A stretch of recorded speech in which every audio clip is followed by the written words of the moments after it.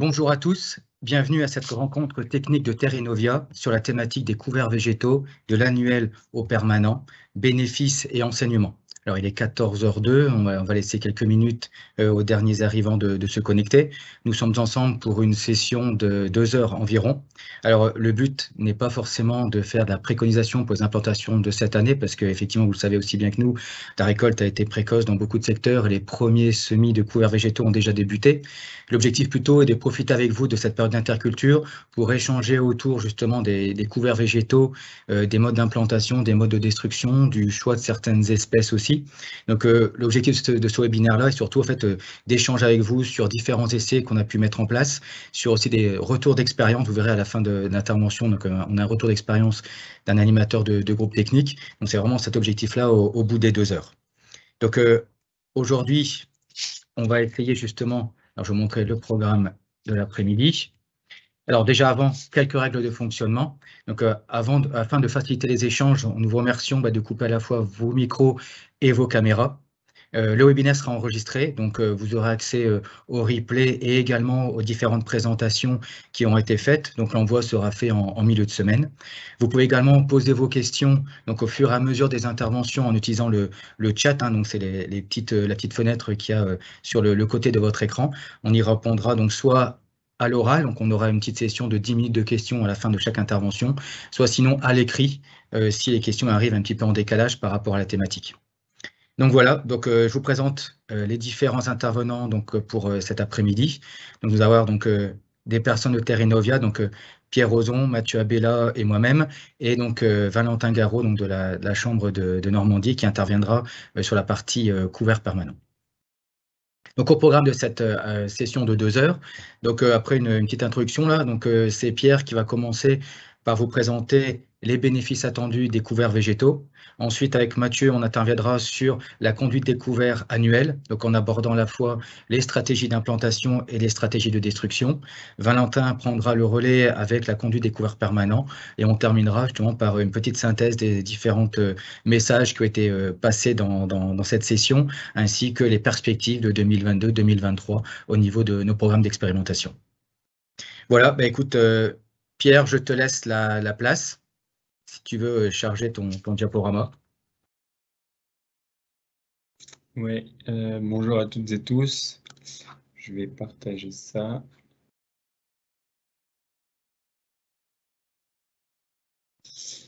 Est-ce que vous voyez bien? Alors, on l'a pas en plein écran encore. Ouais, c'est bon. C'est bon, c'est nickel. C'est parti. Bon, donc, une première partie sur les bénéfices attendus des couverts végétaux. Donc, ça n'a pas vocation à être exhaustif. On va essayer de rester plutôt dans le champ de l'agronomie. Donc, avec une première diapo assez globale sur l'ensemble des services qui peuvent être attendus par nos couverts végétaux, avec donc différents objectifs, donc par notamment la complémentarité des appareils végétatifs et des systèmes racinaires. Un premier objectif qui va être la couverture du sol, donc, qui va à la fois être permise par la concurrence et l'extension lumineuse de notre couvert, et avoir des effets donc à la fois sur de la lutte contre l'érosion et la gestion de la nutrition des plantes avec la remobilisation d'éléments minéraux et la stimulation de l'activité microbienne notamment. Donc attention à ne pas confondre mobilisation et fertilisation. Donc, on va quand même suffisamment nourrir la plante de la succession culturelle. Et puis, à la fois, on va avoir aussi un effet composition de la racine et de la biomasse qui va permettre à la fois le stockage de carbone et le piégeage des nitrates par notre couvert. Et puis enfin, cette couverture du sol va aussi permettre une amélioration de la porosité du sol, avec un effet sur la gestion du travail du sol, notamment sur la structuration de celui-ci, et puis notamment une amélioration de la maîtrise des adventices, donc pour leur gestion à l'échelle du système de culture. Voilà pour ça. Et puis, voilà, on trouvera aussi d'autres services annexes, à la fois la pollinisation, enfin la ressource pour les auxiliaires des cultures et différents services complémentaires qu'on n'aura pas le temps d'aborder aujourd'hui. Donc, un premier focus sur l'importance du critère C sur N, avec notamment l'effet nutrition azotée sur le suivant et sur le système de culture. Donc, une première diapo avec donc l'intérêt du rapport C sur N dans la minéralisation de l'azote. On voit en effet que on va avoir, donc comme on le voit sur le graphique à droite, hein, en fonction de la date de destruction du couvert et de la teneur en C sur N de celui-ci, on peut avoir un effet positif et négatif parfois sur la restitution d'azote au système. Donc on voit que sur des C sur N, pour exemple, des C sur N de 12,5, on peut avoir de 30 à 45% d'azote restitué. Donc ça nous... donc ça, c'est un travail issu du projet Merci, de la méthode Merci. Qui va notamment, donc on voit le lien ici, hein, qui est un outil qui permet de calculer les estimations de restitution d'azote pour le système.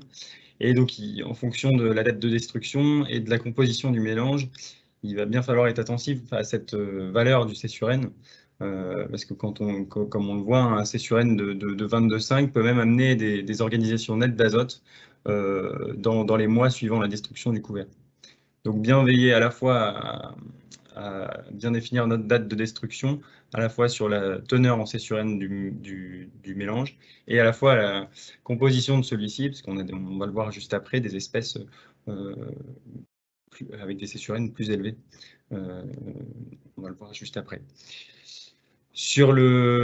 Justement sur cet effet de carbone humifié, de restitution de carbone humifié, on voit que contrairement aux idées reçues, plus le C sur N est faible, plus le taux d'humification de notre carbone est élevé. Donc par carbone unifié, on entend bien carbone entrant dans l'humus, et donc qui va dépendre du coefficient, donc du taux de carbone organique d'un sol minéralisé, qui lui varie en fonction du sol et du climat. Et donc, on voit bien que nos couverts d'interculture, sur le graphique de droite, hein, qui est issu du projet Solebium porté par Agrotransfert, pour lequel Terrinovia et l'INRAE sont partenaires, on voit bien que les couverts d'interculture ont un coefficient isohumique largement plus élevé que des résidus de céréales, par exemple, puisqu'on voit bien que pour 2 tonnes de couverts de mélange légumineuses, non légumineuses, huméfiées, on est bien à 0,5 tonnes de carbone huméfié. À l'inverse, avec des résidus de paille de céréales, on observe un taux d'humification beaucoup plus faible de 0,2 tonnes de carbone humifié. Voilà pour ça. Donc ensuite, comme je disais précédemment, on va avoir un fort impact du choix des espèces et de la date de destruction sur ce C sur N, avec un C sur N inférieur à 15 pour les légumineuses, donc un fort intérêt de ces espèces dans les mélanges, et une stratégie gagnant-gagnant à court terme pour l'azote et à long terme pour le carbone, des mélanges légumineuses, non légumineuses.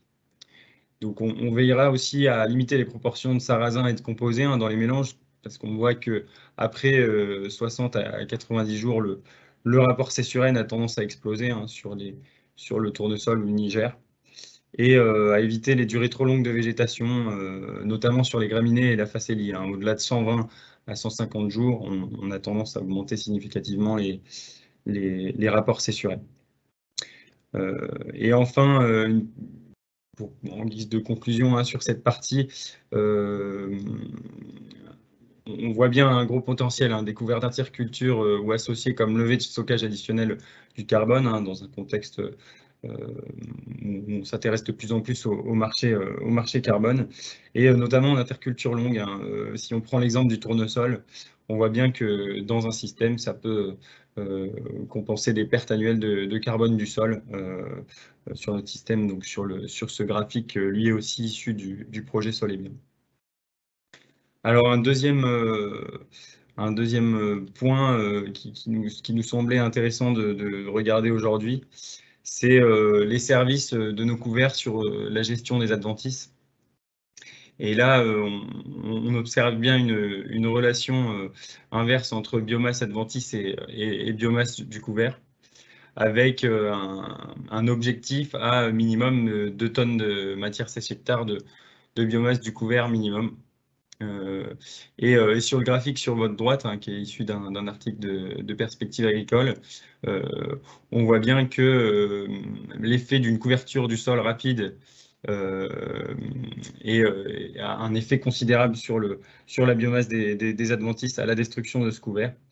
Et pour cela, on veillera à choisir des mélanges qui couvrent vite le sol, donc à adapter bien entendu en fonction de la période d'implantation, mais on visera des espèces qui couvrent vite le sol et ainsi assurer un bon contrôle des adventices et avoir une densité adaptée, donc viser un optimum de 350 pieds par mètre carré avec un minimum de 250, et on veillera à augmenter un peu les objectifs de densité en agriculture bio notamment.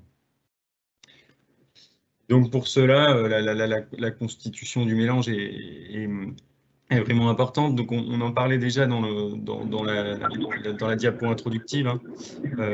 Mais il y a bien un besoin de complémentarité des espèces pour explorer les différentes strates. Alors notamment pour maximiser la production de biomasse, donc avec notamment la concurrence entre les espèces, et puis valoriser l'offre de lumière donc pour la photosynthèse de celle-ci. Et donc là encore, on retrouve nos objectifs. Et donc là, c'est une figure issue du GI2E Magellan là, qui est pilotée par Terrinovia. On reviendra là-dessus, mais on voit bien différentes classes d'espèces avec à la fois les strates hautes, les tuteurs qui peuvent être utiles notamment aux légumineuses, et puis des strates intermédiaires et inférieures. Donc bien veiller à associer tout cela pour maximiser le service sur la gestion des adventices et la production de biomasse. Donc ensuite, une partie sur les critères de choix des espèces et des variétés. Donc on les a vus hein, en première partie de cette présentation. Pour la construction d'un mélange, on va veiller à bien identifier les services recherchés. Alors est-ce que c'est de la structuration, de la gestion d'adventices ou de l'apport de fertilité dans le système. Ensuite, et c'est ce qui va faire l'objet de la suite de la présentation, bien définir les atouts contraintes liés à la rotation et aux cultures suivantes. Et puis, donc ça, ce sera la partie présentée par Michael et Mathieu, adapter les espèces à la période et au mode d'implantation, et ainsi qu'au mode de destruction. Donc pour le choix des espèces adaptées à ces contraintes, on a identifié là un tableau qui a été construit avec Terrinovia, Arvalis, l'ITB et Unilet. Donc avec un tableau d'atouts contraintes, à la fois avec un premier encadré en haut de celui-ci pour chaque espèce de couvert pour les cultures dans la rotation, avec notamment donc veiller à bien identifier les risques à l'échelle de la rotation sur des maladies comme la fano, le mildiou et verticillium. Donc là, on retrouve pas mal d'oléoprotéagineux, et donc on va éviter, bien entendu, dans une rotation avec du pois ou de la lentille, de venir intercaler des intercultures avec du pois pour éviter justement d'augmenter le potentiel de risque de la maladie. Et puis, dans la culture suivante, on va bien entendu éviter d'intégrer des espèces de la même famille que la culture suivante. Voilà. Et puis, on a donc, à partir de ça, différents outils pour nous aider à y voir plus clair. Donc, c'est d'abord l'outil choix de couvert, hein, développé par Arvalis avec la contribution Terrinovia et de l'ITB qui, lui, va présenter des fiches couverts et reprendre les éléments du tableau qu'on a vu précédemment.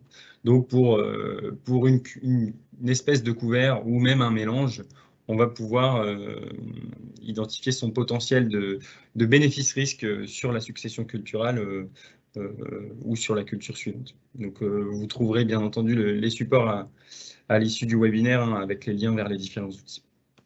Ensuite, on a un second outil qui est l'outil Acacia, donc développé par le GI2E Magellan, qui lui permet de connaître, en construisant son mélange, les caractéristiques de son mélange, donc en termes de services, on a ici biomasse, effet azote, adventiste, structure, donc avec différents graphiques qui permettent de vous aider.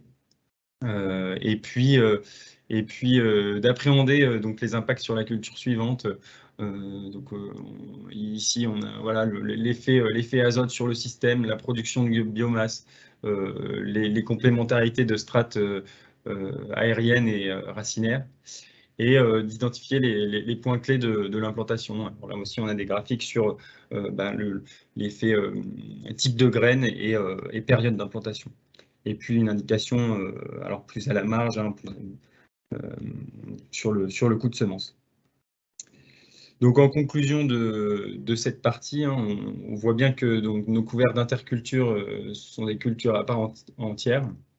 Donc une attention particulière est à avoir sur la structure du sol et sur le choix des espèces et des variétés du mélange. Donc à la fois pour les cultures suivantes et la rotation. Pour l'équilibre donc de nos mélanges entre autres espèces, donc graminées, crucifères notamment, qui sont plutôt orientées production de biomasse, stockage de carbone notamment, et les légumineuses qui vont pouvoir apporter directement de l'azote aux successions culturelles. Donc ce rapport C/N à bien avoir en tête. Et puis la complémentarité des services et la physiologie des espèces, donc à la fois sur l'enracinement, on l'a vu un peu, et le port aérien. Enfin, aussi un point d'attention avec la compatibilité donc, des différentes espèces du mélange, à la fois sur les périodes de semis, les modes et profondeurs de semis. Donc là, l'outil Acacia a un intérêt fort, et les dates de destruction. Donc ça fera l'objet de la partie suivante. Et quelques rappels, donc à la fois de densité, on vise un minimum de 250 pieds par mètre carré et un optimum à 350, et de nombre d'espèces. Donc on considère entre 3 et 6 espèces, avec en dessous moins de robustesse et moins ce côté multiservice, et au-delà une dilution justement des services associés. Et donc une nécessité d'anticiper pour être prêt à la moisson, à la fois en observant le sol, donc le test bêche avant la récolte peut être une des solutions, et puis en anticipant les commandes de semences aussi en amont. Voilà, je vous remercie. À vos questions maintenant. Toi, Michael. Merci Pierre. Du coup, alors, je fais un petit peu le tour des questions. Alors, ça a été clair, il n'y a pas eu beaucoup de questions. Il y a eu une question notamment sur en fait, l'intérêt de mettre le risque en mettant des crucifères dans les mélanges et d'augmenter le risque hernie des crucifères. Alors, c'est plus une remarque qu'une question. Qu'est-ce que tu en penses, toi? En effet, à la fois, il y a bien un risque variétal et aussi choix d'espèces, donc en fonction du système, et donc sur certaines espèces, mais c'est valable aussi pour d'autres maladies. Il y aura vraiment une attention toute particulière à avoir sur quelle variété dans ces espèces vont avoir des sensibilités plus ou moins élevées à entretenir des inoculums maladies dans les systèmes. Merci pour cette réponse. Je regarde s'il n'y a pas d'autres questions qui arrivent en attendant. Non, il y avait une question donc, sur les pesées de colza, donc Mathieu a répondu. Donc très bien. Bon, bah, écoute, je te remercie. Et puis écoute, on passe à la partie suivante. Alors, en avance. Oui, on est un petit peu en avance. Alors, j'ai partagé mon diaporama.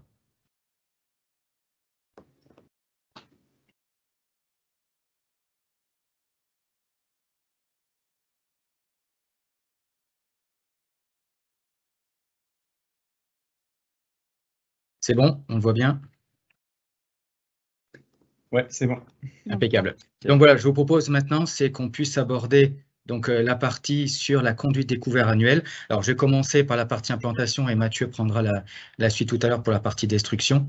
Alors, dès qu'on parle un peu stratégie d'implantation, en fait, il y a différents types de modes d'implantation possibles des couverts végétaux. Donc, à la fois les semis à la vole avant la moisson. Donc, on fera un petit focus là-dessus en début de présentation. Ensuite, donc, les semis sous la coupe. Alors, on n'a pas forcément choisi d'aborder dans le détail cette façon de semer les couverts. Ensuite, les semis directs, soit à disque ou à dents. Donc, on fera un focus aussi dessus. Et puis, les implantations donc en TCS, à la fois profond ou superficiel. Et là, ça rejoint un peu la présentation de Pierre tout à l'heure sur justement la nécessité de faire un profil ou un test bêche avant pour justement décider si on est plutôt sur du TCS profond ou superficiel. Et en termes de mode d'implantation, il y a différents critères à prendre en compte.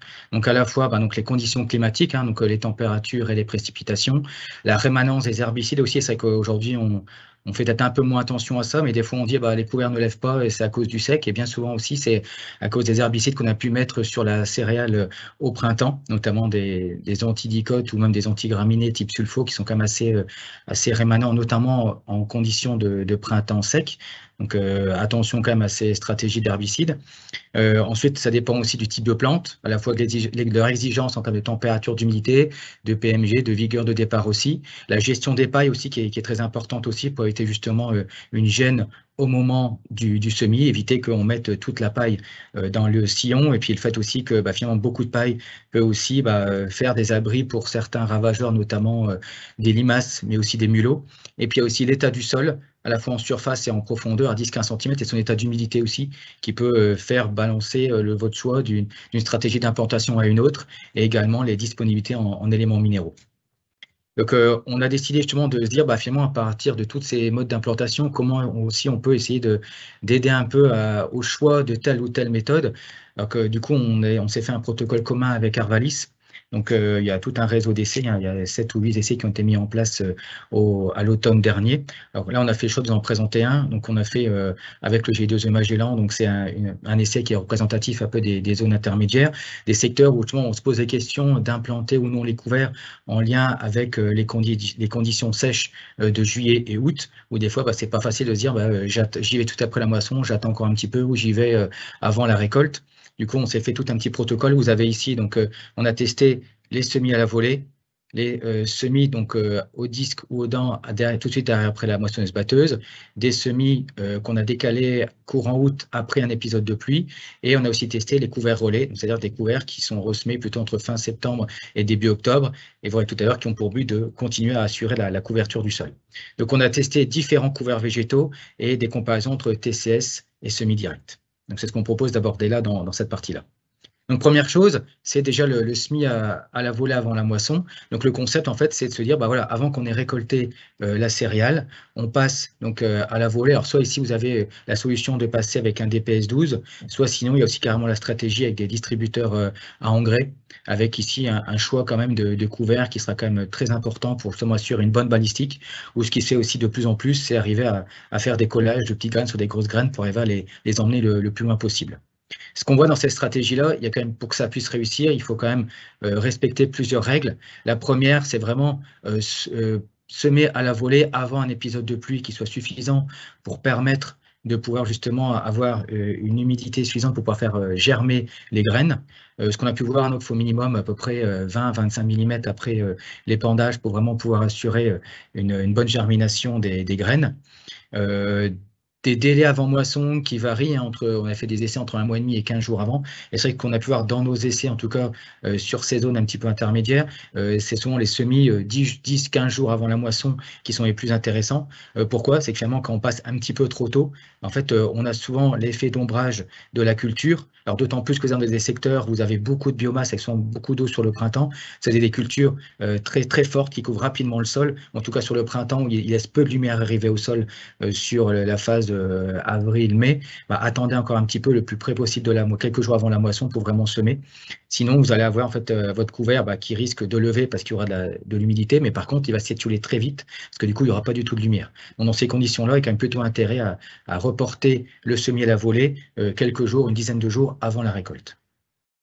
Attention aussi dans ces stratégies-là à aussi bien raisonner les herbicides, hein. Donc éviter notamment tout ce qui est sulfo de printemps, parce que ça peut être vraiment très rémanent et du coup perturber fortement le développement des couverts d'interculture. Le choix aussi des espèces, c'est que toutes les espèces ne sont pas forcément adaptées au semis et labouré, c'est-à-dire être posées sur le sol et avoir cette faculté à germer sur le sol.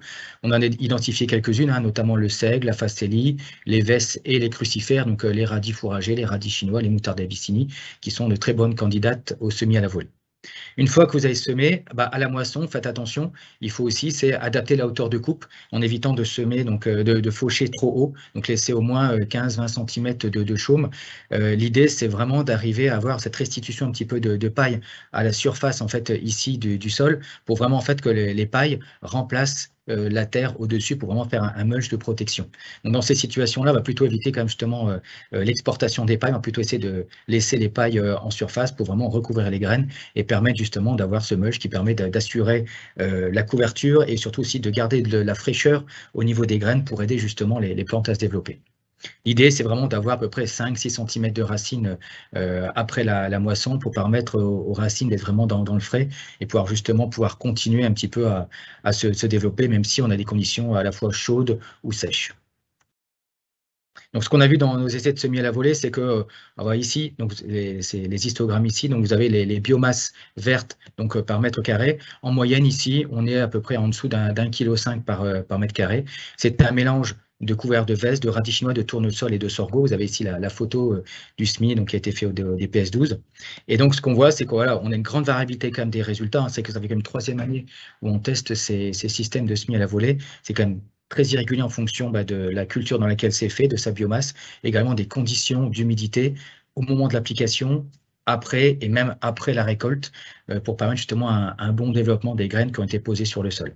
En comparaison, on verra tout à l'heure, mais vous voyez, les semis en SD ou en TCS sont beaucoup plus réguliers en termes de résultats. Malgré tout, vous voyez ici, on va avoir comme des résultats très mauvais comme des résultats très bons. Et ce qu'on voit dans cette situation-là, on a un peu plus de 60% du sol qui a été couvert, ce qui correspond à peu près à la moyenne de nos essais. Hein. C'est qu'on est plutôt entre 40 et 70% en moyenne de sol couvert avec ces stratégies-là, en fonction des conditions à la fois de sol, mais d'humidité aussi.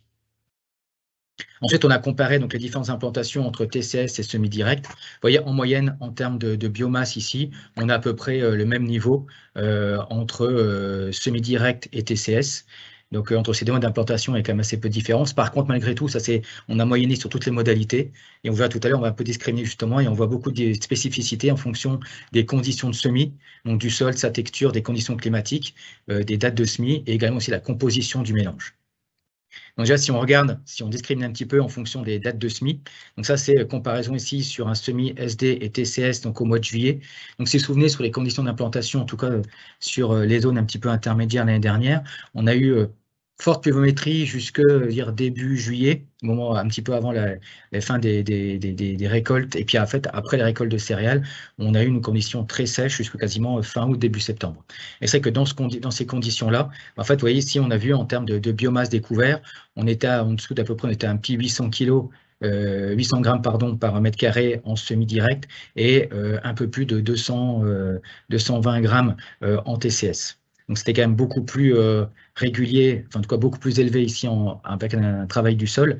L'objectif en fait, c'était on a à peu près 64% de biomasse en plus quand on a implanté les couverts, donc notamment ici dans ces conditions sèches, à la dent par rapport à un semi-direct au disque.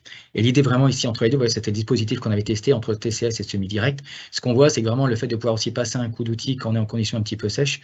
C'est déjà de refaire un petit peu de structure, refaire un peu la profondeur de sol, à refaire aussi en fonction des conditions aussi de sol, de fraîcheur, de risque éventuellement de tassement aussi. Parce que si vous vous souvenez, les conditions de récolte l'année dernière sont quand même très humides, donc pas mal de tassements aussi liés au passage à la fois des moissonneuses batteuses, mais aussi des engins pour la récolte de la paille.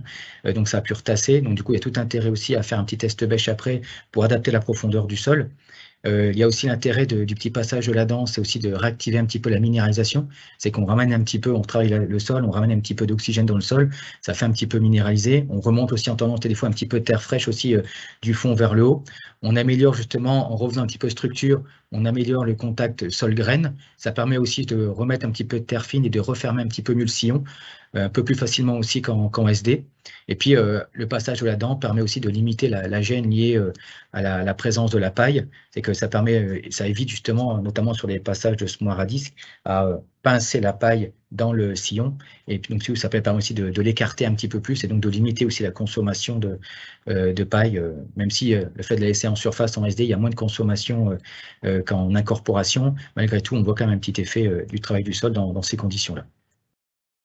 Ensuite, on a des semis un petit peu plus tardifs, donc de courant août. Donc là, en fait, on a un petit passage de pluie qui a été fait début août. Et là, donc, ce qu'on voit, c'est qu'on a à peu près le même principe. C'est qu'on a ici donc, le semis donc, du TCS au mois d'août et le TCS ici et le semis en direct ici au mois d'août. Vous voyez déjà l'écart entre les deux est déjà un petit peu plus faible, même si vous voyez le fait d'être passé après une pluie, le fait de passer en semoir à dents, on augmente la régularité des biomasses. Hein. On est déjà un peu plus élevé qu'au mois de juillet et on est beaucoup plus régulier. Et en semi-direct, on a quasiment autant de variabilité. Par contre, on a quand même une biomasse qui est un peu plus importante parce qu'on passe après un épisode de pluie. Donc, du coup, ça permet quand même d'assurer déjà une bonne réhumectation des graines.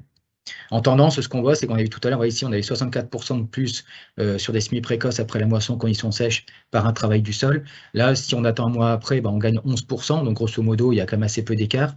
Par contre, ici, entre semis direct et TCS, après une période de pluie, en fait, on augmente la biomasse de 32%. C'est qu'on a quasiment à être 50% plus efficace en attendant une période de pluie pour implanter un semis direct, plutôt que d'y aller avec un mois plus tôt dans le sec. Et vous voyez, entre les deux, il y a 50% de biomasse en plus. Donc l'enseignement aussi de cet essai-là, c'est aussi de se dire, finalement, si vous voulez implanter un couvert très tôt après la moisson en conditions sèches, plutôt, si on peut, c'est comme éviter le semis au disque, mais plutôt passer sur un semis à dents. Et sinon, c'est attendre une période de pluie un petit peu plus favorable aussi. Et dans ce cas-là, on voit qu'on a quand même un effet entre les deux qui est quand même beaucoup plus réduit. On limite fortement le risque d'avoir un couvert moins développé. Ici, on a justement l'effet aussi donc, des conditions climatiques. On l'a vu, hein, le fait ici entre TCS et SD sur un semis de fin juillet, on est sur à 33% d'écart. On est semis de courant août, on est à peu près à plus 6%.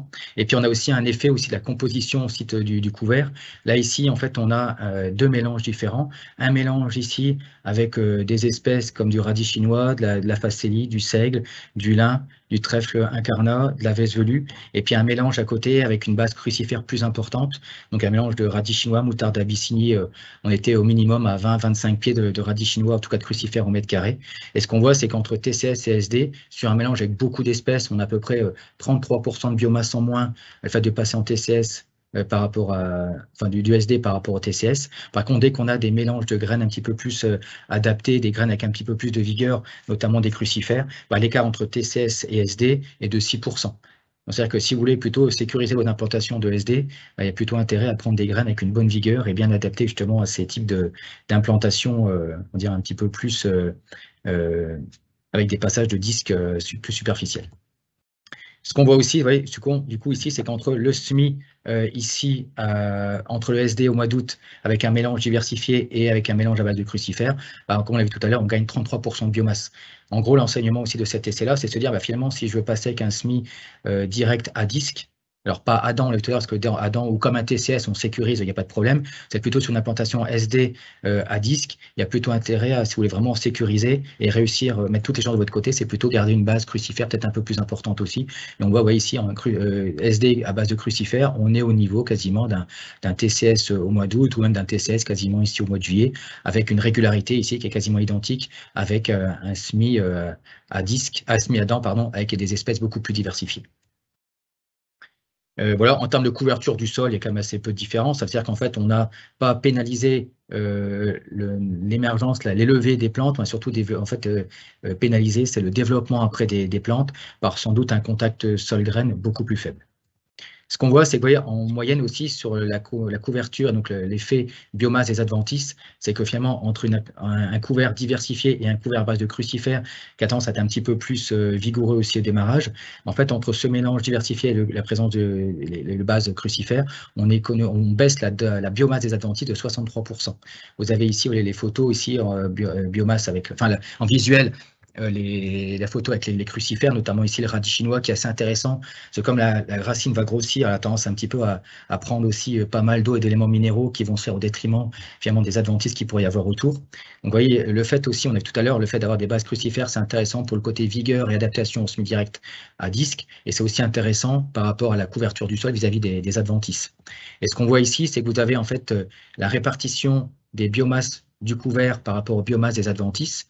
Et ce qu'on voit, c'est que finalement, en creux, vous avez en bleu le mélange avec des diversités d'espèces, notamment des févroles, des pois fourragers, des vesses, du lin, de la facélie. Et par rapport ici, en orange, le mélange à base de crucifères, donc à entre 15 et 25 pieds de crucifères au mètre carré. Parce qu'on voit, c'est qu'entre les deux, finalement, on a le même niveau de couverture et d'impact sur la réduction de la biomasse des adventices. Les deux courbes, elles se confondent pratiquement, donc il y a assez peu d'effets.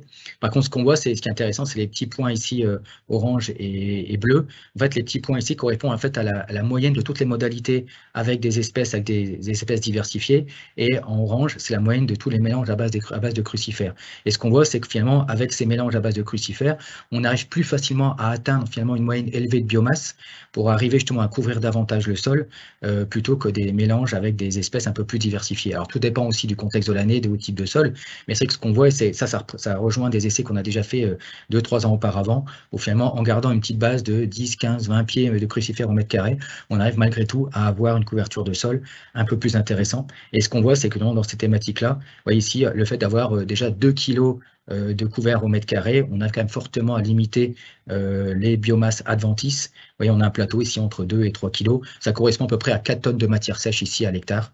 On arrive à avoir une bonne couverture et donc du coup une bonne concurrence vis-à-vis des adventices. Vous avez ici sur la photo, vous voyez, on a coupé ici les couverts et on a regardé ce qu'il y a au sol. Donc là, c'est dans le mélange à base de crucifères. Et ici, c'est le mélange donc, à base de pas mal d'espèces. Et ce qu'on voit, vous voyez, ici, on a quand même réussi à pas mal contenir les adventices et notamment les repousses de céréales, alors qu'ici, finalement, on a quand même une grosse partie de repousses de céréales aussi qui n'ont pas été contrôlées parce que le couvert soit a démarré trop tard, soit il n'a pas été couvrant pour justement limiter et avoir cet effet d'extinction lumineuse et limiter justement la croissance des adventices. On a aussi testé le couvert relais. Il te reste 3 minutes. 3 minutes, ouais, c'est bon. On a testé justement les couverts relais aussi. Donc l'idée, c'est en fait, on a soit un couvert estival qui se développe très bien sur l'été et sur la fin d'automne, qui souvent, dès qu'on arrive sur la fin d'année, commence un petit peu à perdre en vigueur et puis en biomasse aussi, parce que dès qu'on arrive à floraison, des fois les plantes elles retombent un petit peu. Et à partir de floraison, on a des cessurènes qui ont tendance un petit peu à augmenter. Donc on peut aussi pénaliser la culture suivante. On a testé justement en fait le semis d'un couvert hivernal. Donc c'était un mélange graminées légumineuses. C'est quand souvent ce sont les espèces type seigle en graminées qui sont intéressants et avec des associations soit vesses, févroles ou trèfle incarnat, notamment le trèfle incarnat en sol argileux qui est assez intéressant aussi.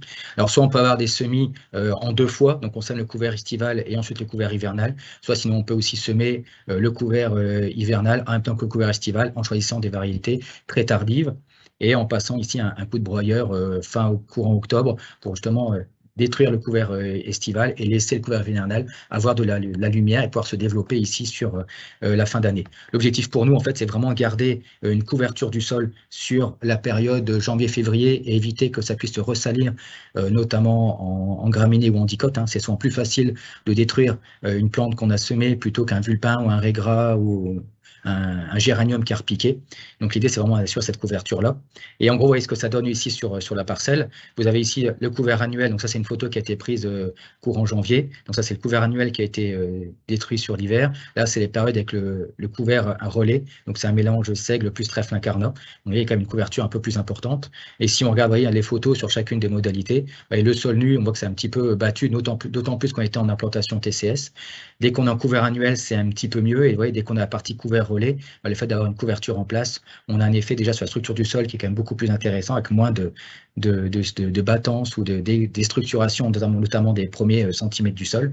Et si on regarde aussi en termes de structure, donc ça c'est une bêche dans chacune des modalités, parce qu'on voit entre sol nu, semi-direct et TCS, on voit déjà la partie TCS ici, peut-être que ça se voit pas très bien sur la photo, mais c'est une éponge, c'était très gorgé d'eau, et dès qu'on avait déjà un couvert annuel, ça a pris quand même, ça permet nettement d'améliorer, et dès qu'on était avec un couvert relais, donc des graminées qui prenaient aussi un peu le relais sur l'hiver, et notamment un trèfle incarnat aussi qui peut continuer à pousser sur tout l'hiver et reprendre un petit peu sortie d'hiver réserve au début de printemps, ça permet de garder un petit peu de portance au sol et de garder justement une consommation d'eau pour essayer de gagner un petit peu en ressuyage sur les implantations de cultures de printemps.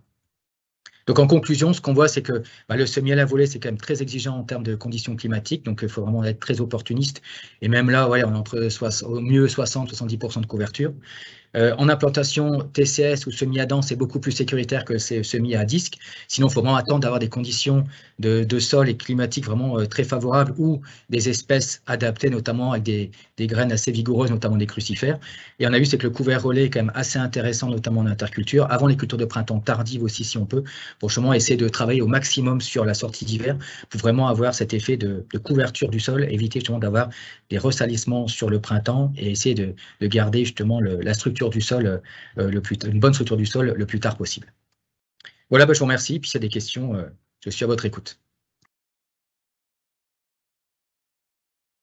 On peut peut-être prendre quelques questions avant la présentation de Mathieu. Oui. Alors, je remonte. On avait une première question. Que recommandez-vous en cas de présence de vivaces en fin de cycle de la céréale, type rumex, liseron, laiteron, agrostis? Alors ça dépend si c'est en situation TCS ou SD. C'est vrai que dès qu'on est sur des vivaces, de toute façon, après, ça va être soit le levier chimique, ou en tout cas éviter, si vous travaillez le sol, de passer des outils à disque qui ont tendance plutôt à bouturer, plutôt essayer de passer soit sur des stratégies de destruction mécanique, des outils à dents qui vont plutôt ressortir en fait les éléments de vivace de la plante pour éviter que ça puisse se repiquer derrière, en évitant au maximum les passages d'outils à disque qui vont plutôt bouturer, donc plutôt des passages de dents, puis éventuellement un relais avec un herbicide plus tard avant l'implantation du couvert. Mais c'est vrai que si on a vraiment des fortes pressions vivaces, alors liseron, mais surtout c'est rumex ou même chardon, c'est plutôt comme avant d'implanter son couvert, c'est comme vraiment de gérer mécaniquement ces plantes-là ou chimiquement avant de semer le couvert. Sinon, dans ces situations-là, on a les plantes vivaces qui vont continuer à bien se développer sur l'interculture et du coup, ce sera quand même beaucoup plus compliqué à détruire sur le printemps. Ok, merci. On avait une autre question. Quelles espèces démarrent les plus vite en conditions sèches et assurent une bonne couverture du sol? Oui, c'est qu'on avait prévu d'en parler tout à l'heure, mais c'est que c'est plutôt des espèces alors adaptées aux conditions chaudes et sèches. On sait qu'il y a tout ce qui est notamment décomposé, des tournesols, des nigères, la lentille, j'aime bien aussi. Tout ce qui est cartam, c'est une plante qu'on a testé qui est assez intéressante. Par contre, attention, ça fait beaucoup d'épines, donc il faut attention comment on se déplace dedans. On a fait des essais aussi avec une plante, le kia, qui est vachement intéressant aussi en conditions sèches, ça démarre assez bien. Le pois fourragé, le lin, qui est assez intéressant. Plutôt garder en fait tout ce qui est notamment les seigles, les vesses, les moutardes, tout ce qui est févrole aussi, qui est un peu plus, qui demande un petit peu plus d'eau, donc pas forcément ces espèces-là, mais plutôt tout ce qui est les composés, tournesol, niger, le lin, j'ai tout à l'heure le kia, cartam. Ok, bon, on va peut-être. Pois fourragé aussi qui est bien. Ok, ça marche. On va peut-être passer à la présentation de Mathieu, et puis si pour les autres questions, soit on verra le temps de répondre ensuite, ouais. Et puis on répondra sur le chat sinon. Vas-y Mathieu, si tu veux partager ton diapo.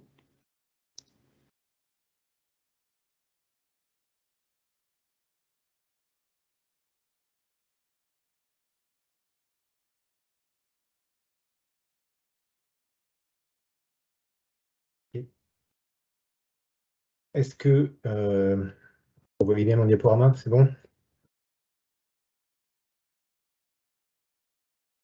C'est bon Mathieu, tu peux y aller. Merci. Donc bonjour à tout le monde. Donc oui, on va maintenant évoquer la destruction des couverts annuels. Alors un sujet vaste. J'ai que 20 minutes, un peu moins de 20 minutes devant moi, donc je ne pourrais pas être exhaustif. On vous a déjà dit depuis le début, voilà, ce sujet des couverts végétaux est très, très vaste et on va simplement vous apporter un petit aperçu cet après-midi, mais on va quand même aborder sur ce sujet de la destruction les grands principes autour de cette opération qui n'est pas simple à décider, pas simple à réaliser. Et on va donc évoquer les principales erreurs à éviter pour ne pas gâcher tous les bénéfices apportés par les couverts qui ont été présentés tout à l'heure par Pierre.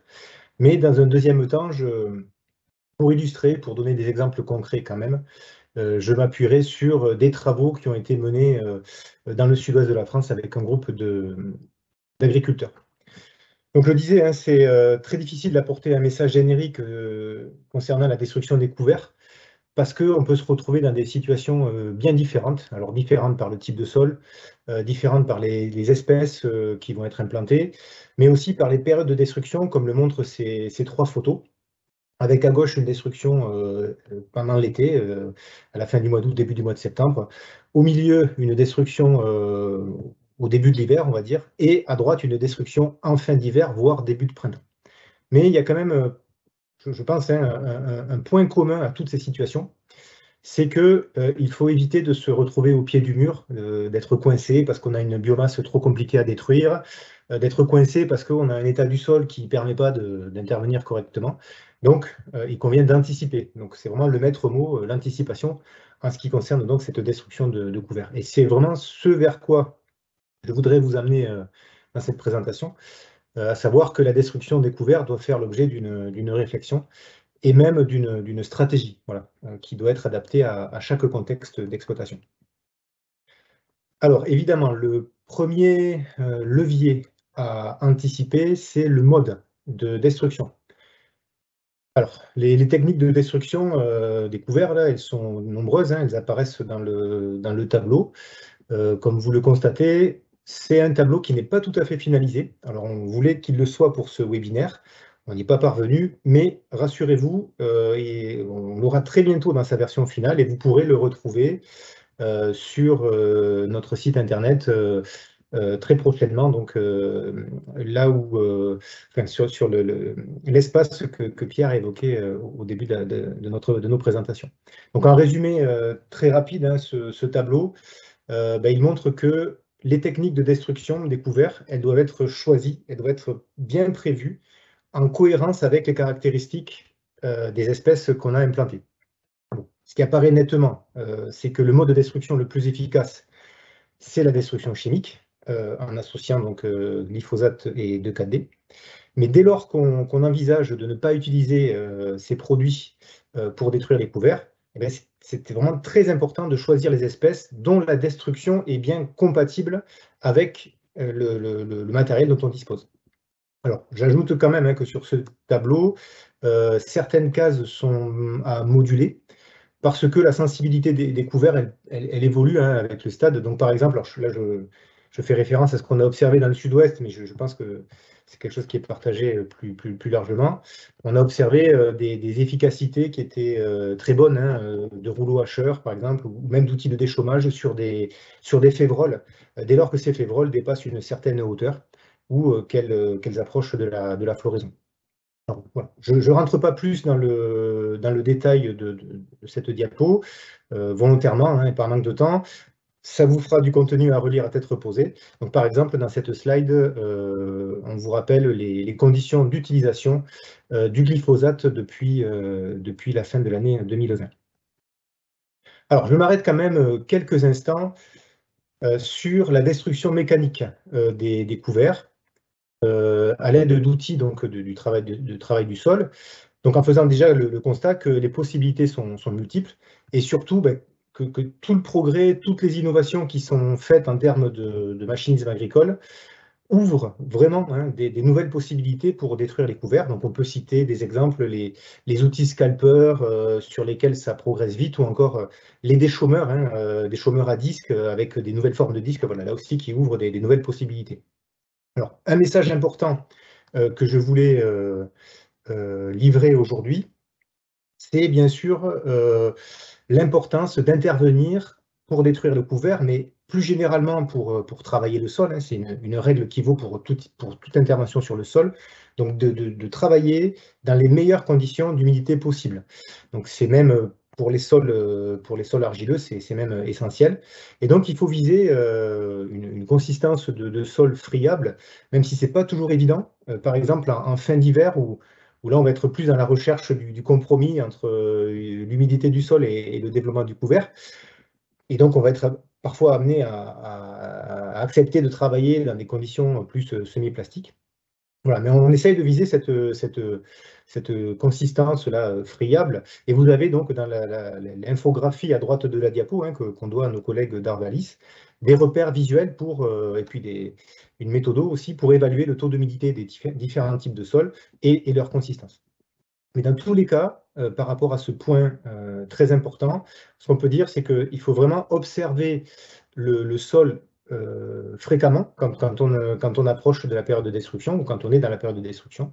Et puis, quand on se lance dans le chantier de destruction, alors c'est beaucoup plus facile à dire qu'à faire, mais savoir aussi reporter le chantier si on constate sur les premiers mètres derrière nous que les conditions ne sont pas bonnes et qu'on altère la structure du sol. Donc, autre sujet aussi qu'on peut aborder de façon très générale, hein, c'est toujours par rapport aux outils de travail du sol, c'est la nécessité de broyer si on a des couverts à forte biomasse. Parce que pour pas mal d'outils, ils auront du mal à avaler, on va dire, cette biomasse importante et qui peut créer des bourrages. Alors, un autre élément important à anticiper, c'est la date de destruction. Alors, la culture suivante, c'est le premier élément qui est à prendre en compte pour décider de la date de destruction d'un couvert. Donc, on peut évacuer le cas de l'interculture courte où on peut dire, bon, avant une céréale ou un pois d'hiver, qu'on peut envisager une destruction juste avant le semis. Par contre, en interculture longue, c'est un peu plus compliqué parce que on est, comme je le disais tout à l'heure, hein, dans la recherche d'un compromis finalement entre le fait que le couvert va bien jouer son rôle et aussi le fait d'éviter de dégrader le potentiel de la culture suivante, soit parce que on a trop épuisé les ressources du sol, donc je pense notamment aux ressources hydriques, soit parce qu'on a dégradé la structure du sol, parce qu'on est intervenu dans des mauvaises conditions, ou soit aussi parce que on augmente la pression des ravageurs, et là, bien sûr, je pense aux limaces. Alors, bien sûr, j'arrive sur le tournesol, hein, qui est une culture pour laquelle on doit se poser toutes ces questions-là. Pour le tournesol, on préconise une destruction de couvert 2 mois avant le semis, sachant qu'on peut pousser un peu plus pour les couverts de légumineuses, c'est ce qu'on a observé, nous, dans notre groupe de travail. Donc, j'y reviendrai tout à l'heure quand j'évoquerai les travaux réalisés avec notre groupe d'agriculteurs dans le sud-ouest. Voilà, donc autre point qui apparaît sur cette slide, c'est que la date de destruction peut, et même je dirais doit, être anticipée dans un certain nombre de cas de figure. Alors par exemple, si le couvert risque de monter à graines, avec une vigilance accrue pour les couverts où il y a des crucifères ou même des couverts avec du sorgho fourragé, parce que ces espèces peuvent aller très vite en floraison, en grainaison. Ou alors, autre cas de figure pour lesquels on peut envisager une destruction anticipée, c'est si le couvert se salit, en ayant en tête toujours, j'enfonce une porte ouverte, mais c'est toujours bon de le dire, que plus les adventices sont installés, notamment les graminées, plus les graminées sont talées, et plus il sera difficile de les déloger. Autre point aussi, c'est donc il faut savoir arrêter la progression d'un couvert. Donc un bon repère pour cela, donc Pierre l'évoquait tout à l'heure, on peut considérer qu'un couvert, alors soit parce qu'il a atteint la floraison, ou soit parce qu'il a atteint une certaine biomasse produite, alors 2,5, 3, voilà, 2,5, 3 tonnes, peut-être 3 tonnes et demie, 4 tonnes, voilà, on est encore dans des productions, on va dire, objectives. Quand il a atteint cette production de biomasse sèche, eh bien, on considère qu'il a fait le boulot qu'on attendait de lui et qu'on doit le détruire. Et dernier point, non pas des moindres, vraiment très important, la date de destruction, elle doit tenir compte aussi de la présence ou non d'équipements spéciaux sur les semoirs, équipements capables de gérer la présence de résidus. Et si ce n'est pas le cas, il faudra faire en sorte que les résidus ne viennent pas gêner le travail du semoir et donc assurer là aussi une destruction du couvert précoce. Alors cette diapo, très rapide, voilà, je ne vais pas y rentrer je vais pas rentrer dans le détail de cette diapo, ça synthétise, ça résume tout ce qu'on vient de voir. Et le message, c'est que la stratégie de destruction doit prendre en compte le type de sol, le matériel disponible pour faire la destruction, les équipements présents ou non sur le semoir, la culture suivante, les risques aussi encourus en cas de destruction tardive. Bref, voilà, vous pourrez le décortiquer à tête reposée. Mais ça résume bien tout ce qu'il faut intégrer pour définir une stratégie. Et justement, maintenant qu'on a vu cette partie très généraliste, je vous propose d'enchaîner sur un cas pratique en évoquant le travail qui a été réalisé avec un groupe d'agriculteurs dans le Lauragais, donc autour de cette destruction des couverts, et là on était sur des couverts hivernaux. Alors justement, je vais vous présenter un petit peu mieux le contexte.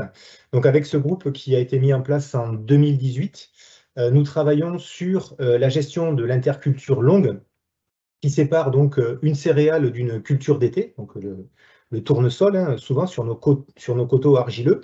Et donc on est sur des sols, comme je viens de dire, argileux, avec souvent de la pente, qui apparaît un petit peu sur cette photo, et sans irrigation. Donc déjà, le fait d'introduire un couvert dans cette interculture, c'était un premier challenge, voilà, que les membres du groupe ont franchi. Et pour ça, bon, ils sont partis, comme ça se fait beaucoup dans le sud-ouest, sur un couvert hivernal de féveroles. Alors parfois, auquel on associe de la facélie. Et un couvert hivernal donc, qui est semé au début du mois d'octobre et qui va produire sa biomasse à la fin de l'hiver et même au début du printemps. Et donc là, on arrive très vite au deuxième challenge sur lequel nous avons donc beaucoup travaillé avec ce groupe, qui est de détruire ce couvert de façon mécanique, parce que la plupart des agriculteurs du groupe ne souhaitent pas utiliser le glyphosate pour cela, ou le moins possible en tout cas, et donc de détruire ce couvert de façon mécanique sur des argiles en fin d'hiver. Donc je répète, mais c'est vraiment des conditions difficiles, et ce sans affecter le potentiel du tournesol suivant. Alors, en écho à ce que je disais il y a quelques minutes, la première question que nous nous sommes posée, ça a été quel mode de destruction est le plus efficace pour détruire nos févroles en fin d'hiver. Donc, plusieurs outils ont été testés. Hein. Pour résumer, la plupart de ces outils, finalement, ils donnent des résultats satisfaisants, voire très bons, dès lors que la févrole a suffisamment poussé. Donc la différence qu'on va observer sur ces outils, c'est plutôt sur les risques occasionnés par les outils. Par exemple, le risque de compaction avec les déchômeurs à disque indépendant, qui est tout simplement dû au poids de l'outil, et ce qu'on a pu vérifier en pratiquant de nombreux tests bêches avec les agriculteurs. Un risque de compaction aussi pour les rouleaux hacheurs. Alors là, c'est surtout dû au fait qu'on a travaillé avec des outils qui étaient de faible largeur, et on a des passages de roues très rapprochés du tracteur. Mathieu, il te reste 5 minutes. Merci Pierre, ça devrait le faire. Donc voilà, je passe à la prochaine diapo, et comme je le disais, hein, des résultats satisfaisants hein, concernant la destruction de la févrole. C'est le cas également de cet outil Scalper là, qui est mentionné sur l'eau de cette diapo. Mais là où ces outils ont pu être discriminés, c'est sur leur action sur les graminées adventices. Parce que dans notre secteur, mais je pense qu'on n'est pas les seuls concernés, le salissement des couverts hivernaux de févrole par les graminées, et surtout le régras en ce qui nous concerne, c'est la problématique majeure que nous rencontrons, parce que les graminées, ça contraint à multiplier les interventions de destruction, donc à prendre plus de risques par rapport à la structure du sol, et ou à avoir recours au glyphosate, entre parenthèses, hein, qui reste quand même à ce jour le meilleur levier pour venir à bout des graminées. Donc, ce que nous avons pu faire avec le groupe d'agriculteurs, c'est que nous avons pu classer nos différents outils, qui encore une fois étaient tous à peu près identiques sur la capacité de détruire de la févrole qui avait bien poussé. Donc on a pu les classer par rapport à l'action qu'ils ont sur les graminées, donc action qui est proche de 0 ou 0 pour les rouleaux hacheurs, jusqu'à satisfaisante quand même hein, pour ce double passage de herse rotative, double passage superficiel et à vitesse élevée. Alors même si l'efficacité n'est pas à 100% bien sûr, c'était ce qui avait la meilleure action selon nos observations. Donc une petite parenthèse quand même sur cette pratique là de double passage de rotative. Donc c'est un procédé, une pratique qui a été mise au point par Agrodoc et qui tire son épingle du jeu pour cette raison, par rapport à l'intérêt que ça a sur la gestion des graminées, mais aussi parce que c'est une technique qui dévitalise très correctement, même quasi parfaitement les couverts, et qui assure un bon mélange des résidus sur les premiers centimètres du sol. Alors juste un dernier mot sur cette problématique de salissement par le régras. Donc aujourd'hui, avec le groupe, on essaye de la travailler un peu plus en amont, en testant des mélanges de couverts différents pour tenter d'étouffer le régras, en testant aussi d'autres espèces, hein, en espérant trouver des espèces plus concurrentielles vis-à-vis du régras, ou même en testant d'autres périodes de couverture pour produire de la biomasse à l'automne, par exemple, et l'automne qui est une période moins favorable au lever de raisin. Alors la deuxième question sur laquelle nous travaillons avec le groupe, c'est évidemment la date de destruction. Donc pour ça, on a mis en place des démonstrations. Donc par exemple, là, en 2019, nous avons observé sur plusieurs sites des dates de destruction différentes de couverts, avec des dates de destruction précoces. Donc c'est ce qui apparaît intitulé donc, modalité d'estre-tôt sur la gauche de la diapo. Des dates de destruction tardives, donc c'est, comme vous l'avez deviné, les modalités d'estre-tard à gauche et à droite de la diapo sur nos deux sites d'observation. Et puis un témoin aussi, on avait un témoin sans couvert cette année-là, sur le site de Montesquieu, donc plutôt à droite de la diapo. Alors, ce qu'on a observé en 2019, c'est un décrochage net du rendement du tournesol sur les deux modalités où on avait des destructions tardives du couvert. Donc là, vous avez sur ce graphique les rendements qui vous sont indiqués, les rendements du tournesol. Là, je vous invite à regarder la droite du graphique, donc on est au centre de la diapo. Donc les barres vertes, c'est sur le premier site, donc vous voyez un écart de 10 quintaux, c'est considérable entre la modalité destruction précoce du couvert et modalité destruction tardive du couvert, donc sachant qu'il y a un mois d'écart entre les deux dates de destruction. Et puis sur les deux barres jaunes, donc la comparaison entre le témoin sans couvert et la modalité avec destruction tardive du couvert. Donc là, on a 6 quintaux d'écart. Voilà, donc clairement, les tournesols ayant eu, suite à la destruction du couvert, le même itinéraire technique. Donc voilà, on s'est clairement posé la question d'un problème d'alimentation hydrique des plantes, des tournesols. Alors pour info, on avait également, c'est indiqué sur la partie gauche du graphique, donc on avait bien sûr mesuré la biomasse sèche produite par les couverts. Donc c'est intéressant parce qu'on se rend compte qu'en un mois, donc c'est les barres vertes qui sont tout à gauche du graphique, entre début mars et début avril, le couvert il a doublé sa biomasse.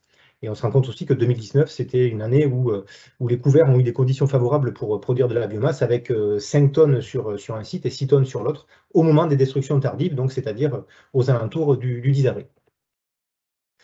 Alors, pour répondre à la question que nous nous sommes posée avec les agriculteurs sur cette alimentation hydrique du tournesol, on a fait tourner donc avec Clément Monnereau, que je cite ici parce qu'il a effectué un gros travail sur cette étude. Donc on a fait tourner des bilans hydriques. Et donc, je vais directement, je vous demande de me faire confiance et on va pas rentrer dans le détail du tableau, sinon je vais exploser mon temps et Pierre ne sera pas content. Donc, je vais directement au résultat, à ce que nous avons constaté, à savoir que le tournesol a été un stress hydrique plus précocement sur les deux modalités avec destruction tardive. 4 jours précisément sur notre site où les sols étaient les plus profonds. Et une semaine, 6 jours, quasiment une semaine avant, sur le site avec des sols de profondeur moyenne. Et donc ça, cette apparition du stress hydrique plus précoce, elle s'est faite fin juin, comme si vous parvenez à lire un petit peu le tableau, au moment, juste avant la floraison, c'est-à-dire au moment où les besoins en éléments minéraux sont maximum pour le tournesol, et au moment où le tournesol est le plus sensible aussi à une restriction en eau. Alors, bien sûr, il faut préciser que 2019, c'était une année plutôt sèche, quoique relativement, quand on compare la pluvio reçue par le tournesol sur son cycle par rapport à une année moyenne, vous voyez, 258 mm par rapport à 294 mm en moyenne. Et de toute façon, on a fait l'exercice aussi avec une pluvio moyenne, et ça corrobore ces résultats.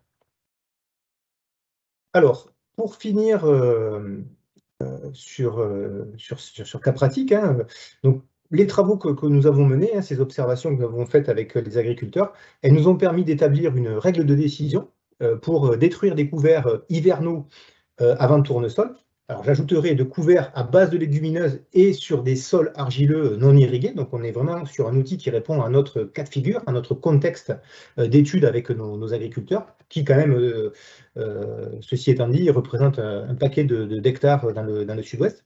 Et donc, sur cet outil très simple, qui fonctionne sur le principe d'un calendrier, on va positionner des dates de destruction et avec un panneau et différents critères à considérer du couvert, avec un panneau stop, comme vous le comprenez, qui indique que la destruction du couvert est préconisée à cette période-là. Donc, on a bien sûr intégré des critères de décision généraux que j'évoquais au début de l'intervention, donc salissement du couvert, risque de grenaison du couvert, qui doivent inciter à des destructions précoces. On a intégré aussi la biomasse du couvert. Donc, je vous disais tout à l'heure qu'il faut savoir arrêter un couvert quand il a atteint une biomasse objectif et qu'il a joué son rôle. Et donc, on a ajouté cette notion de réserve utile du sol avec une incitation donc, à détruire au maximum mi-mars pour les sols ayant une réserve utile moyenne ou faible. Allez, j'enchaîne sur la conclusion. Donc, pour ceux qui ont suivi, vous retrouvez l'encadré de la première diapo, complété par tous les éléments à prendre en compte pour définir, là on passe sur la droite de la diapo, une stratégie de destruction du couvert adaptée au contexte de chaque exploitation. Et j'aurais pu aussi rappeler, bien sûr, ce souci de toujours intervenir dans les meilleures conditions d'humidité possibles du sol. Allez, mon dernier mot, c'est, voilà, désolé de ne pas avoir exploité l'intégralité du contenu des diapos, mais vous retrouverez tout ça très bientôt sur notre site internet, donc dans une rubrique qui sera dédiée aux couverts végétaux. Merci pour votre attention. Merci Mathieu. Alors on a quelques questions, ça va aller assez vite pour pas trop empiéter sur la pause. On a une première question sur est-ce qu'on a observé une augmentation des ravageurs du sol avec l'augmentation des couverts? Donc j'imagine c'est aussi ces questions de mulch de couverts, donc il y en a différents qui sont cités, hein, Zabre, Tipule, des choses comme ça, notamment avec des gestions par mulchage de la destruction. Oui, oui. Alors, c'est sûr que alors, dans notre cas de figure, on a une vigilance accrue par rapport aux ravageurs, et donc bien sûr, je pense aux limaces. On a voilà, des cas d'attaque vraiment importante, de pression importante de limaces sur tournesol, donc après couvert. Donc on a certes une pression peut-être supérieure, mais aussi on a une dynamique des limaces, de population de limaces qui est un peu différente que voilà, un sol non couvert. Donc ça nécessite une observation encore plus fine et encore plus accrue que sans couvert, c'est certain. Et ok, merci. Une seconde question. Quel est le risque de lissage avec 2 passages de herse rotative et sont-ils effectués à la même profondeur? Alors, on peut penser au risque de lissage, c'est logique et naturel. Le résultat est assez bluffant. Quand on fait un test bêche après ce type de destruction, on est étonné par justement la plupart du temps l'absence de lissage. Alors encore une fois, j'insiste sur le fait que c'est des passages qui doivent être restés superficiels, juste faire descendre la herse pour qu'elle puisse dévitaliser le couvert. Mais voilà, on observe après et on se rend compte que les lissages ne sont pas énormes, quoi. Ok. Bah, écoute, on va marquer une petite pause. Je pense que ça fera du bien à tout le monde permettra de digérer la première partie. Et Oui, en puis, fait, on fait une petite pause de 5 minutes et on reprend donc vers 15h15 sur la partie des couverts permanents. À tout à l'heure.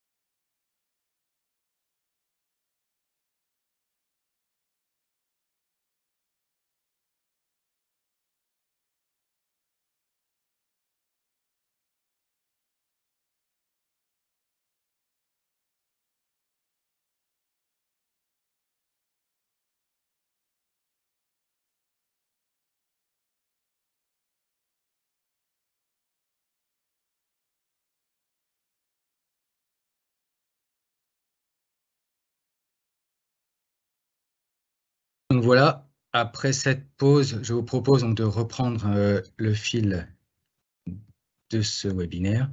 Alors, je vais partager notre écran. Hop. Donc là, on va attaquer la partie sur les couverts permanents.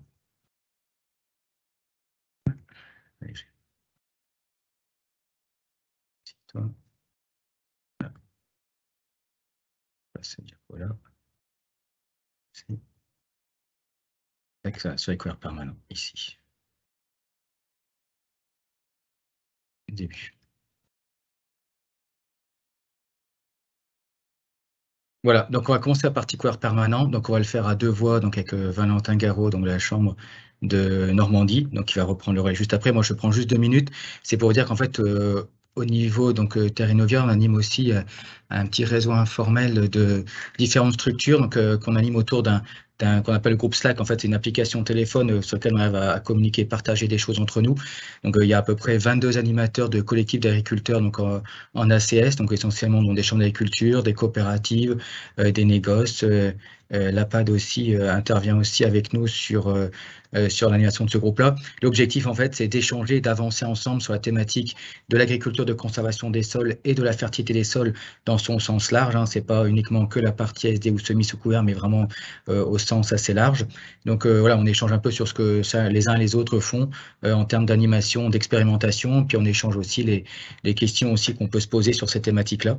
Et donc du coup, Valentin participe aussi donc à ce réseau-là et il va nous présenter justement le retour d'expérience qu'il a avec son collectif d'agriculteurs sur la conduite des systèmes en semi-couvert permanent ou semi-permanent. Après, chacun l'appelle comme il le souhaite. D'ailleurs, Valentin, tu pourras nous donner ta définition, ce que tu en penses aussi. Voilà, bah, écoute, je te cède la parole et puis c'est parti pour presque 20 minutes d'intervention. Je prends la main. Du coup, bonjour à tous. C'est bon, vous m'entendez? C'est bon, on t'entend. Du coup, je me présente. Donc, Valentin Garot, je suis conseiller à la Chambre d'agriculture de Normandie. Depuis 3 ans maintenant, ça fait 10 ans que je fais du conseil et auparavant, j'étais en Chambre d'agriculture en Bretagne.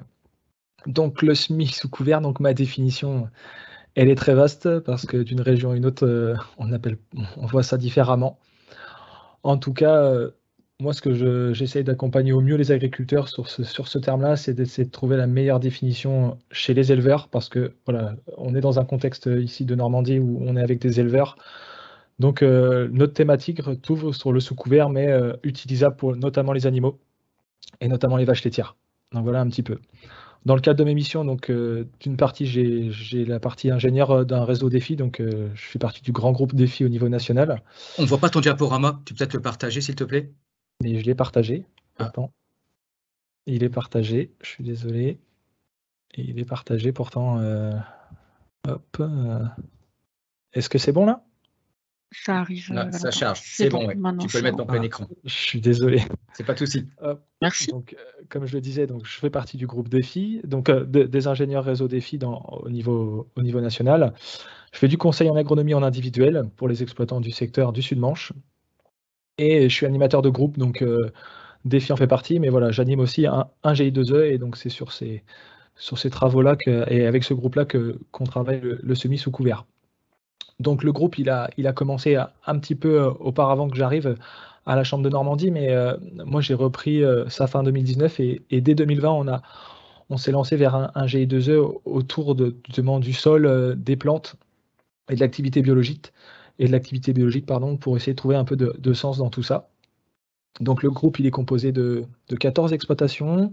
Donc comme je le disais, on est situé à 25 km du Mont-Saint-Michel, avec une pluviométrie allant de 800 à 1000 mm, voire plus ces 2 dernières années. Bon, cette année, ça semble beaucoup moins le cas. En termes de production, donc du bovin lait, du porc, de la volaille. Voilà, les cultures présentes donc sont diverses, hein, du maïs en priorité pour les animaux, du blé, de l'orge, du colza, de la légumineuse fourragère, donc soit du trèfle, soit de la luzerne, donc trèfle violet, des betteraves, des févroles d'hiver, févroles de printemps, plutôt des févroles de printemps, de la prairie temporaire, multi-espèces, de la prairie permanente. Et puis bien évidemment des dérobés, RGI plus trèfle ou métail. Alors, moi, je parle vraiment de dérobé. On est parti sur des axes avec le groupe. C'est vraiment on fait de moins en moins de couverts végétaux et plus des vocations à des couverts de type métail vraiment assez denses avec multi-espèces comme cela a été présenté au tout départ, et en choisissant les parcelles qu'on récolte ou non, voilà, pour se simplifier le travail du groupe. Donc ce groupe-là, il a plus de 10 ans de TCS auparavant, donc avec 3 semoirs rapides Waderstadt.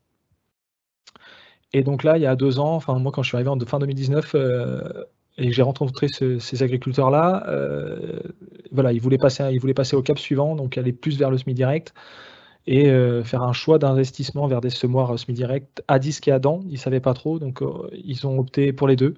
Voilà, donc ils travaillent tous autour du même CUMA, je préfère le préciser, hein. C'est indiqué au-dessus, mais c'est hyper important. Donc l'objectif, c'était d'économiser encore plus d'interventions, gagner du temps, davantage de temps. Malgré les semoirs TCS, c'était aller encore plus loin dans l'économie de temps. C'était augmenter les débits de chantier. Donc globalement, en TCS, voilà, les vadeurs étaient en 3 mètres. Ils voulaient passer sur des niveaux un peu plus larges. Augmenter l'autonomie en protéines des élevages, forcément, vu le coût des matières actuellement azotées, ça fait partie d'une denrée assez rare et recherchée par les éleveurs du secteur. Et réduire davantage les phénomènes d'érosion, donc ça c'est assez courant. Donc on est sur des sols très limoneux, donc que ça soit du limon éolien ou limon profond. Hydromorphe un peu plus, parce que forcément avec la pluviométrie que vous avez pu voir, il y a de la pluie en conséquence. Et donc d'un côté on a cette érosion et de l'autre côté on a les phénomènes de battance, donc avec des fortes pluviométries au printemps. Même en été, on peut avoir de la battance, nous, en sortie d'été. Donc voilà, voici un petit peu le contexte du groupe. Donc, le couvert des légumineuses pérennes, donc les critères de choix, ça a été répété déjà plusieurs fois, mais le type de sol, c'est important. Donc certains sont plus adaptés que d'autres, que ce soit sur des sols acides, sols superficiels ou sols hydromorphes. Dans notre contexte de groupe, on a très peu de sols superficiels, à part sur vraiment le bordure côtière qui fait 2 km. On va dire sur les 2 km à proximité de la mer, on est plutôt sur des sols superficiels avec moins d'acide, et sinon on est quand même sur des sous-sols granitiques acides. Donc là, ça joue vraiment sur les conditions de la légumineuse pérenne à choisir. La concurrence vis-à-vis des cultures de vente, donc bien évidemment, ça a été rappelé au tout départ, donc je ne vais pas l'expliquer davantage. La tolérance aux herbicides, le potentiel fourrager, bien évidemment, dans notre contexte, c'est très prédominant. Et la présence de drainage. Donc voilà, il y a certains couverts qui sont déconseillés, notamment le lotier et la luzerne. Donc bon, moi je vais très peu développer le lotier dans notre secteur parce qu'on est sur des conditions de sol et des conditions de pluie très très importantes et il ne tient pas du tout dans notre secteur. Mais la luzerne, on arrive à l'implanter et la tenir entre 3 et 4 ans. Normalement, ça fonctionne bien avec le groupe. Donc, pour vous les rappeler, donc la luzerne, elle fait partie de ces légumineuses pérennes, donc semis à 8 à 10 kg quand on la sème sous couverte. Voilà, sa durée de couverture est de 4 à 5 ans. Elle a une installation assez rapide, à limiter en termes en tout cas dans notre contexte, d'implantation en début d'hiver. Il faut faire très attention aux dates de semis. Voilà, donc par contre, c'est un fourrage très très très très dynamique, qui a qui a une pousse assez importante, notamment estivale, et qui peut sécuriser du fourrage en été, donc qui reste très très très importante et très intéressante en tout cas pour semer sous couvert. Le trèfle blanc, donc je vais revenir dessus parce que c'est vraiment le focus et c'est vraiment la plante qui a été choisie et qui correspond le mieux en mieux à notre dynamique de groupe. Donc ici de 3 à 5 kg, c'est un diapo que j'ai repris de Michael. Moi, vous verrez qu'on est plutôt sur des doses un peu plus fortes et avec des choix d'espèces plus agressives. On est plutôt de l'ordre de 5 à 7 kg, car les conditions de pluie nous permettent pas suffisamment de lever entre 3 et 5 kg. Donc la même pérennité que les luzernes. Voilà, une installation qui est par contre un peu plus lente. Ça, c'est le cas aussi dans notre groupe. On voit bien qu'il met plus de temps à s'installer. Voilà, bon, c'est un fourrage qui reste médian, on va dire. Voilà, on a très peu de développement. Ça fait pas beaucoup de tonnage de matière sèche, mais bon, on peut voir que on peut aller de 1 tonne à 4 tonnes en fonction de matière sèche, en fonction des récoltes. Vous avez le trèfle violet. Donc, entre 6 et 8 kg, un peu moins de pérennité. Personnellement, nous, on évite de l'implanter en sous-couvert car il a une croissance assez rapide dans les moments critiques avec les cultures associées, donc avec les cultures de vente associées. Donc, on évite, mais c'est largement possible de l'implanter. Voilà. Vous avez le lotier. Donc, le lotier de 8 à 10 kg, une pérennité de 3-4 ans, un bon développement, exportation en fourrage, bon, ça reste, c'est plutôt peu valorisable et ça rapporte peu de matière. Par contre, c'est très intéressant sur des sols superficiels et voilà, donc qui tient bien. Attention quand même à la pluviométrie qui peut être une des limites. Voilà, donc, mais là, je pourrais laisser Mickaël. Si tu veux réagir, n'hésite pas. Tu connais bien mieux que moi le lotier. Nous, on est très peu sensible à ce produit-là. Vous avez également le sans foin, 40 à 50 kg. Vous avez également la minette et le mélilo. Donc, c'est vraiment, ces espèces-là sont plutôt adeptes sur des sols peu profonds, avec des pérennités qui sont moindres et des dosages assez importants. Voilà un petit peu pour l'exhaustivité des légumineuses fourragères que vous avez à votre disponibilité et en termes de faisabilité. Ça, donc là, j'arrive sur l'implantation dans le colza. Donc, je pars tout de suite dans le colza parce que depuis 2 ans, enfin même 3 ans, depuis 2019, on a remarqué que l'implantation de la légumineuse, en l'occurrence le trèfle blanc, est le plus adepte dans le colza. Donc, les agriculteurs l'implantent soit au semoir semi-direct Gaspardo, donc un semoir à disque connu, ou un semoir Amazon Primera, donc à dents fines. Donc, les deux se font très très bien. Voilà, donc là vous avez un petit rappel de colza, c'est un rappel de flash. Mais ce qu'on remarque surtout, ce qui est très important, c'est qu'il faut surtout semer plus vite en semi-direct et en TCS. Ça, on le voit bien en semi-direct et surtout sur semi-direct sous couvert d'une légumineuse vivante. On s'est rendu compte que si on arrivait trop tard, fin août, on était trop juste et on avait un manque de levée de trèfle avant l'hiver et ça pouvait être un peu plus gênant. Donc on augmente les doses, de 50 à 60 grains mètre carré en colza et de 5 à 7 kg de trèfle blanc. Voilà, ça c'est pour la partie semi-direct et en TCS on réduit un petit peu le dosage en termes de colza, donc de 40 à 50 grammes mètre carré et on reste sur les mêmes niveaux par contre de trèfle blanc. Un des gros conseils pour bien sécuriser la levée, c'est de rouler. Nous, on roule systématiquement maintenant derrière, donc d'un côté pour gérer les limaces et d'un côté pour favoriser la levée de la légumineuse ainsi que du colza. Je vous ai repris les dynamiques qu'on observe avec le groupe des courbes du trèfle blanc dans la rotation. Donc une rotation du groupe, donc les rotations plus typées pour les coléchonniers et les volaillers, mais qui peuvent se développer aussi pour les gens qui font des vachetières avec du colza. Donc on implante dans le colza le trèfle blanc, donc on désherbe le colza. Ensuite, donc en ordonnée, vous voyez, c'est le développement des espèces en tonnes de matière sèche, que ce soit le colza, le blé et l'orge et les triticales, ou triticales. Donc voilà, voici les courbes. Et vous avez la pousse du trèfle blanc tout du long. Et donc on récolte le trèfle blanc en sortie de colza, à la récolte du colza, donc fin septembre, début septembre, souvent dans nos cas, de début à fin septembre. Très rapidement, on implante la céréale avec le désherbage de la céréale. Vous verrez tout à l'heure, je referai un petit focus sur les régulations. On régule le trèfle blanc quand il commence à décroître. Voilà. Ensuite, on a toute la culture du blé. On récolte la céréale. On ressème de nouveau la céréale. On régule de nouveau le trèfle blanc. Entre les deux, on peut avoir fait une récolte. Ça peut être compliqué. On peut le broyer, on peut le récolter. Les deux fonctionnent très très bien. Et ensuite, voilà, et on a notre trèfle blanc qui fait son dernier cycle. Et ensuite, très souvent, on revient sur une culture de printemps qui est le maïs. Et pour le groupe, pour l'instant, qui le conduit en TCS, donc on détruit le trèfle blanc à la sortie de ces 3 années. Je vous ai repris des petites photos donc, du groupe. Donc c'est au mois de juillet 2019. Donc à gauche, c'est le le trèfle sous le colza, une douzaine de jours avant la récolte. Donc il vous faut, j'avais pour tendance à dire, un pied de trèfle blanc au mètre carré vous suffit pour coloniser la parcelle, mais vous pouvez être impressionné de son développement.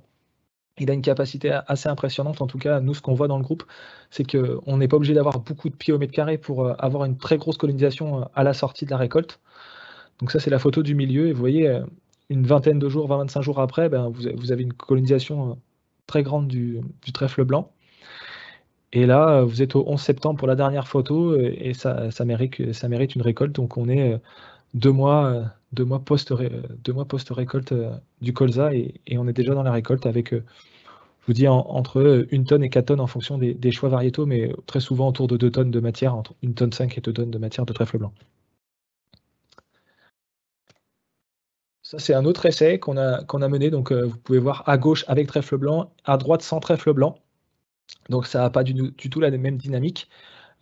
Dans notre région, les couverts, voilà, nous on est soumis à la directive nitrate, et c'est vrai que cette notion de couverts végétaux est très très très très importante, et donc ça correspond largement aux besoins de la directive nitrate. Donc on a des fourrages en capacité, notamment le trèfle, là, à répondre aux besoins de cette directive réglementaire.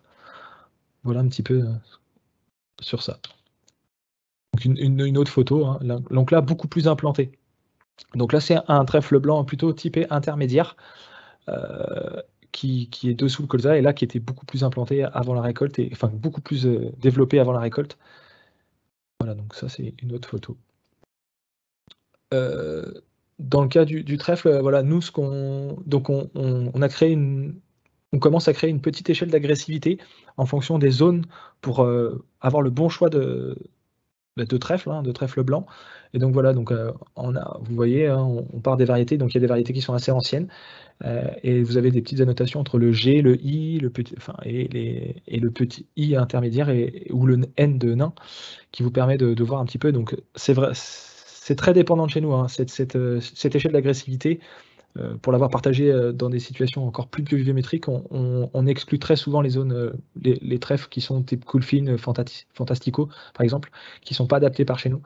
Mais on va plus se diriger vers des choses qui sont plus agressives, voire même se diriger sur des trèfles géants, et là qui répondent plutôt bien. Autre cas, donc le cas, ça c'est avec une luzerne, donc implantation toujours dans la même chose, dans le colza. Voilà, donc là donc on sème notre luzerne dans notre colza. Je ne sais pas pourquoi il n'y a pas le colza qui s'affiche, mais c'est pas très grave. Et voilà un petit peu les courbes. La seule différence dans ce graphique ici, c'est que, et nous ce qu'on remarque, c'est que elle est plus difficile à implanter. Et ça, on se rend compte que les implantations de fin août, la luzerne peut très très bien se développer. On a bien vu là, je ne vous ai pas intégré de photo, mais 2020 était beaucoup plus pluvieux, meilleure levée. Par contre, 2019, plus sec, mauvaise levée des luzernes sous colza. Et donc ça, c'est un peu plus compliqué. Elle demande un peu plus de régulation, hein. Donc je rappelle bien, on est dans un contexte où on a une pluie assez régulière, on est très peu sensible au gel. C'est pourquoi nous, il est quand même conseillé de la réguler 2 fois, parce qu'elle a tendance à reprendre très vite en végétation. Donc c'est pour ça, ça demande, voilà. Donc les régulations, j'y viens après, hein. Voilà, donc et voilà le processus un petit peu. Donc c'est un petit peu la difficulté de la luzerne. Pour autant, elle nous apporte beaucoup de valeur et beaucoup de matière sèche. Donc malgré tout, on la conserve, mais différemment, et on l'implante. Je vais l'expliquer juste après. On voit, ça c'est des images de 2020 avec une implantation de luzerne, mais on avait associé d'autres petites choses en même temps. Mais voyez, vous pouvez voir qu'en avril 2020, le comportement dans la céréale, alors on se dit ça va dominer, et au final, sortie de récolte le 12 juin, et derrière on est sur le 25 juillet avec quelque chose qui se passe bien. Donc là, c'était un choix qui avait été fait plutôt de récolter immature l'ensemble pour ne pas pénaliser, parce que la céréale n'était pas assez suffisamment implantée et assez dense. Mais en tout cas, on avait sécurisé la luzerne et l'apport fourragé. Donc voilà ce qu'il est possible. Il vous reste 5 minutes. Ouais, 5 minutes, ça va le faire. Voilà, là c'est des petites photos donc de sortie d'hiver avec de la luzerne. Donc il ne faut pas s'inquiéter de de voir plein de petites luzernes et de stolons qui sont sur le sol. Vous voyez là, c'est un sol totalement de semi-direct avec de la luzerne, un peu de tout, mais pour autant, la luzerne est bien présente. La régulation. Donc là, et merci Mickaël, mais parce que je ne vais pas de diapo là-dessus, mais la régulation, c'est important. Donc là, vous êtes plutôt sur céréales. Donc sur céréales, ce qu'il est important de dire, c'est que vous pouvez utiliser des bases de sulfo avec des sulfurons. Ça reste compliqué. On est plutôt à l'usage d'usage comme le Tomigan à 2 nœuds. Sur céréales, ça se fait plutôt bien. Avant, ça peut être risqué. Après, c'est compliqué parce qu'une fois que c'est reparti, le trèfle ou le lotier, je pense que c'est plutôt compliqué à gérer. Donc attention à bien le faire de bonne heure. Voilà, là, dans le contexte, c'est fait en sortie d'hiver vite. Nous, on peut même avancer en fonction des printemps. On a des printemps de plus en plus chauds, donc on avance ce cycle-là. Voilà, donc au départ, vous avez en sortie de couvert, vous avez un glypho, et derrière, vous avez pour réguler le couvert, et ensuite, vous régulez votre trèfle blanc. Ça, c'est pour la partie céréales. Et donc là, celle-ci qui nous correspond un peu plus, donc c'est celle du colza au départ, donc dans la plantation. Donc là, on est plutôt sur des bases d'hormones, ou enfin de clopyralide, pardon. Et du coup, on utilise le Lontrel, mais il y a d'autres produits qui peuvent s'associer. Juste, il faut faire très attention, c'est l'utilisation d'antidicotylédones type Mozart, type Yellow ou Callisto. Callisto, c'est un antidicote aussi, mais attention à ces produits-là, du coup, qui peuvent vous détruire le trèfle. Ça, c'est vraiment une précaution à prendre au tout départ dans votre stratégie globale de choix de légumineuses. Si vous l'implantez, c'est de faire bien attention au choix d'herbicides derrière de régulation, car vous pouvez détruire ce que vous avez implanté. Donc ça, c'est à faire plutôt en octobre, et si vraiment besoin, un petit rattrapage en sortie d'hiver. C'est le cas par chez nous, parce que ça pousse assez bien, même en sortie d'hiver. Pour finir, d'autres moyens, donc c'est des pratiques qui commencent à être de plus en plus connues, mais l'implantation au printemps, sous couvert d'une céréale de printemps. Donc on implante de plus en plus de légumineuses fourragères, et là on fait plus le choix de la luzerne, qui a plus de temps pour s'implanter et qui voit plus vite la lumière. Et donc là on implante au niveau d'avril, fin mars, début avril, toujours en association avec la céréale de printemps, que ce soit de l'avoine ou de l'orge de printemps. Et autrement, donc là c'est le choix du groupe et en fonction des besoins, c'est plutôt de l'implanter avec un métail, donc une céréale et un protéagineux. Et je vous ai juste repris des essais qui avaient été faits par la Chambre d'agriculture de Pays de Loire, mais sur le projet CER Pro d'hiver, avec des implantations en simultané, en sursemis de printemps ou avec un témoin sans sursemis.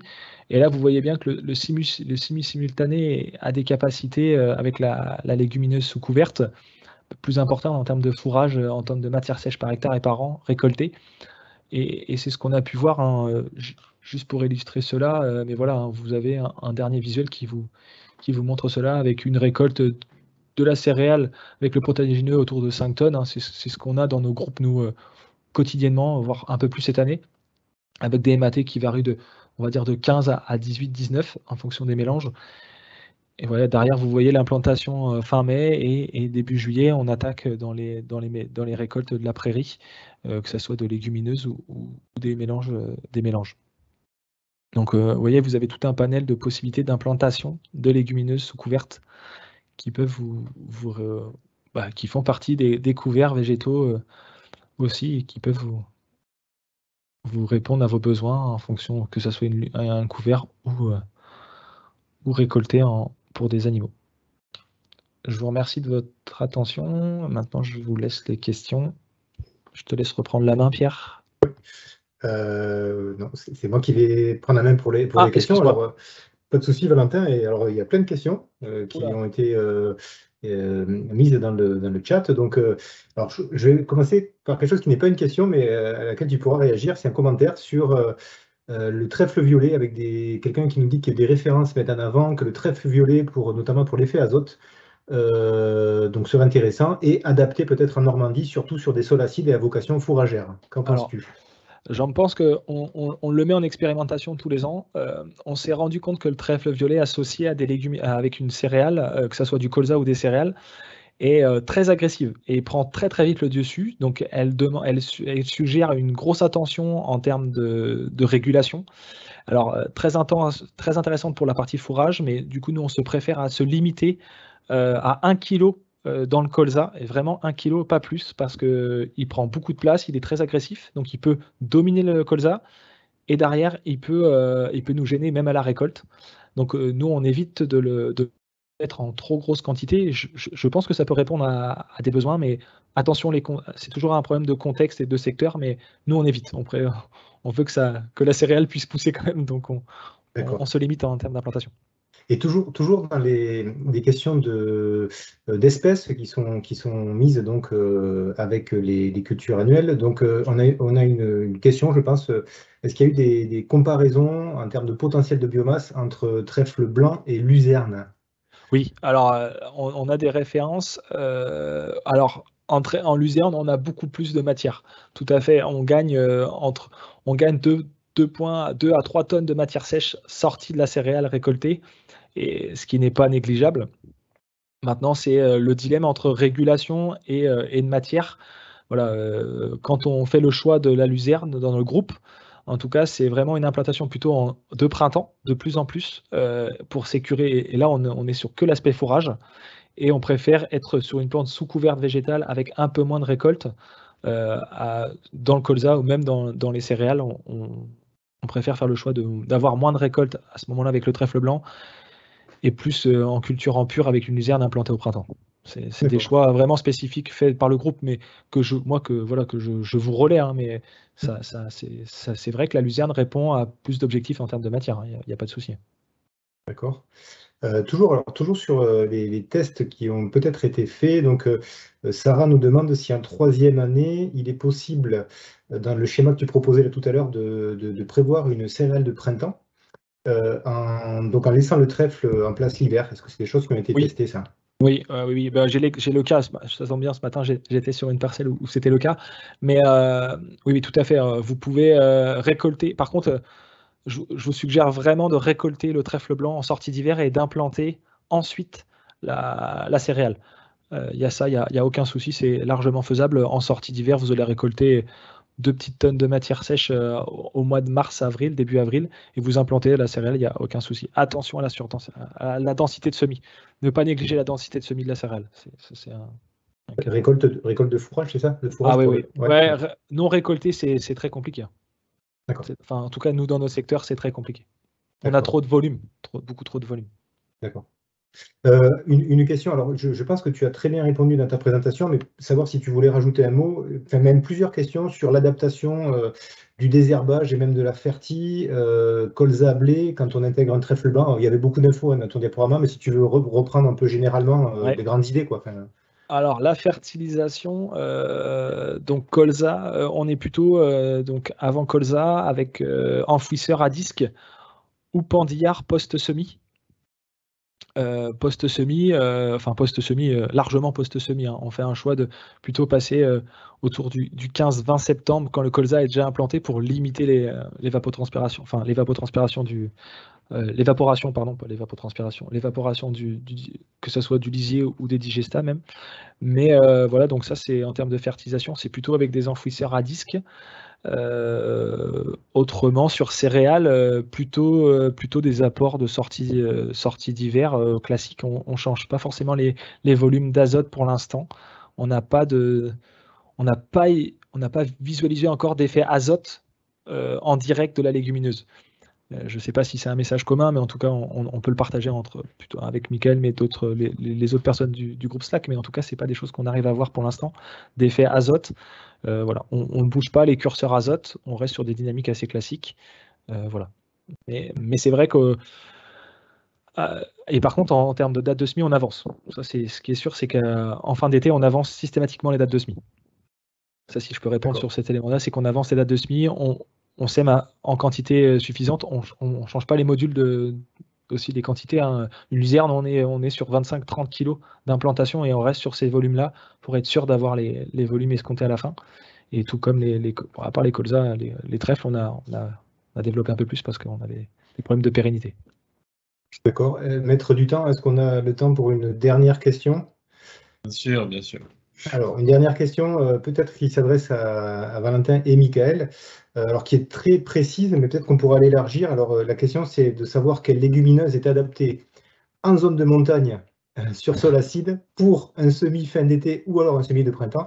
Et pour élargir un peu la question, peut-être, parce que là, c'est vraiment très spécifique, il pourrait s'y pencher 5 minutes pour répondre, mais pour élargir un peu, c'est peut-être quels outils ou quelles ressources, quelles références on a pour aider voilà, les agriculteurs en fonction des différents contextes, ou quels conseils on peut donner par rapport à ton expérience aussi, Valentin, d'accompagnement du groupe, quoi. Ouais, moi, ce que je peux dire, en tout cas, c'est que ce qu'il est important de faire, c'est de faire un diagnostic a posteriori. C'est vraiment se dire quelle espèce lève déjà au préalable, naturellement. Parce que nous, on n'a pas déterminé le trèfle blanc par hasard non plus. C'est qu'on a des sols où le trèfle revient déjà naturellement. Et ça, c'est hyper intéressant. Donc, moi, j'ai envie de dire, c'est déjà avant de dire on va semer ceci, cela, c'est de se dire est-ce que cette légumineuse-là, elle lève naturellement chez lui. Et ensuite, si c'est le cas, c'est plutôt bon signe et on peut se permettre d'aller essayer des choses. Mais j'ai envie de dire, c'est là l'effet du groupe. C'est là ce que je vous engage, c'est en tout cas d'engager les agriculteurs à aller vers les groupes et de se mobiliser en petits groupes pour voir ce qu'il est possible de faire. Parce que, Michael comme moi, on ne peut pas savoir tout ça si on n'a pas les agriculteurs en groupe, en collectif, pour mettre en place des essais. Tous les ans, on teste des panels de choses. On fait des screenings de variétés, on fait des screenings de légumineuses. Et ben, du coup, ça nous permet de. C'est ce qu'il faut en tout cas faire. C'est une réponse de Normand. Non, mais une très belle réponse que je partage tout à fait. Michael, peut-être tu veux compléter et reprendre la main du coup? Non, mais juste sur la question des choix d'espèces en zone de montagne sol acide, hein, il n'y en a pas 36, hein, c'est soit des trèfles, soit c'est le lotier. Après, tout dépendra. C'est que si vraiment on est sur un secteur un peu forte pluviométrie, on va plutôt s'orienter sur un trèfle blanc ou un trèfle violet.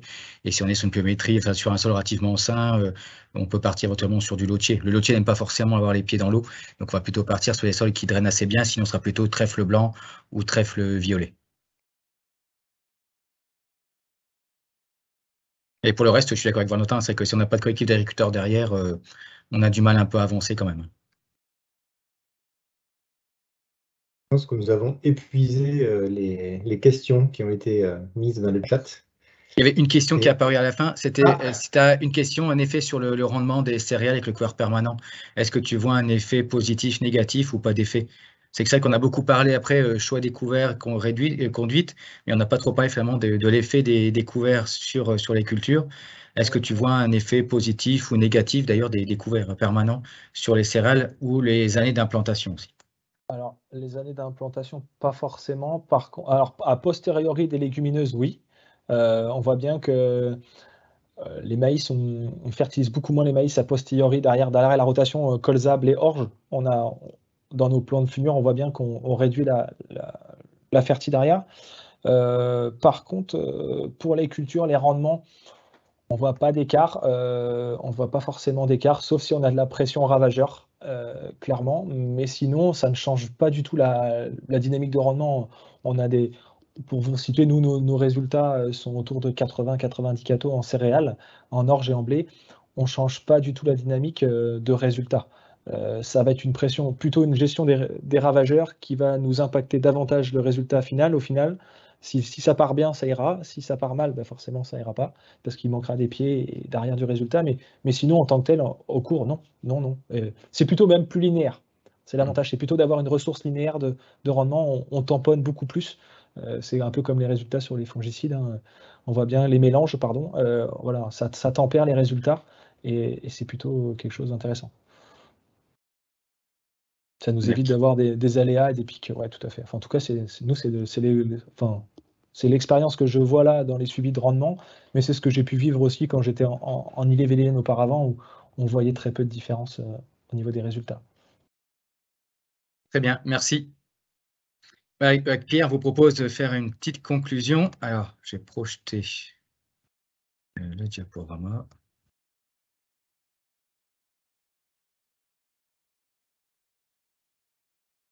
c'est pas celui-là. Je sorte de ça. La conclusion, c'est celle-là.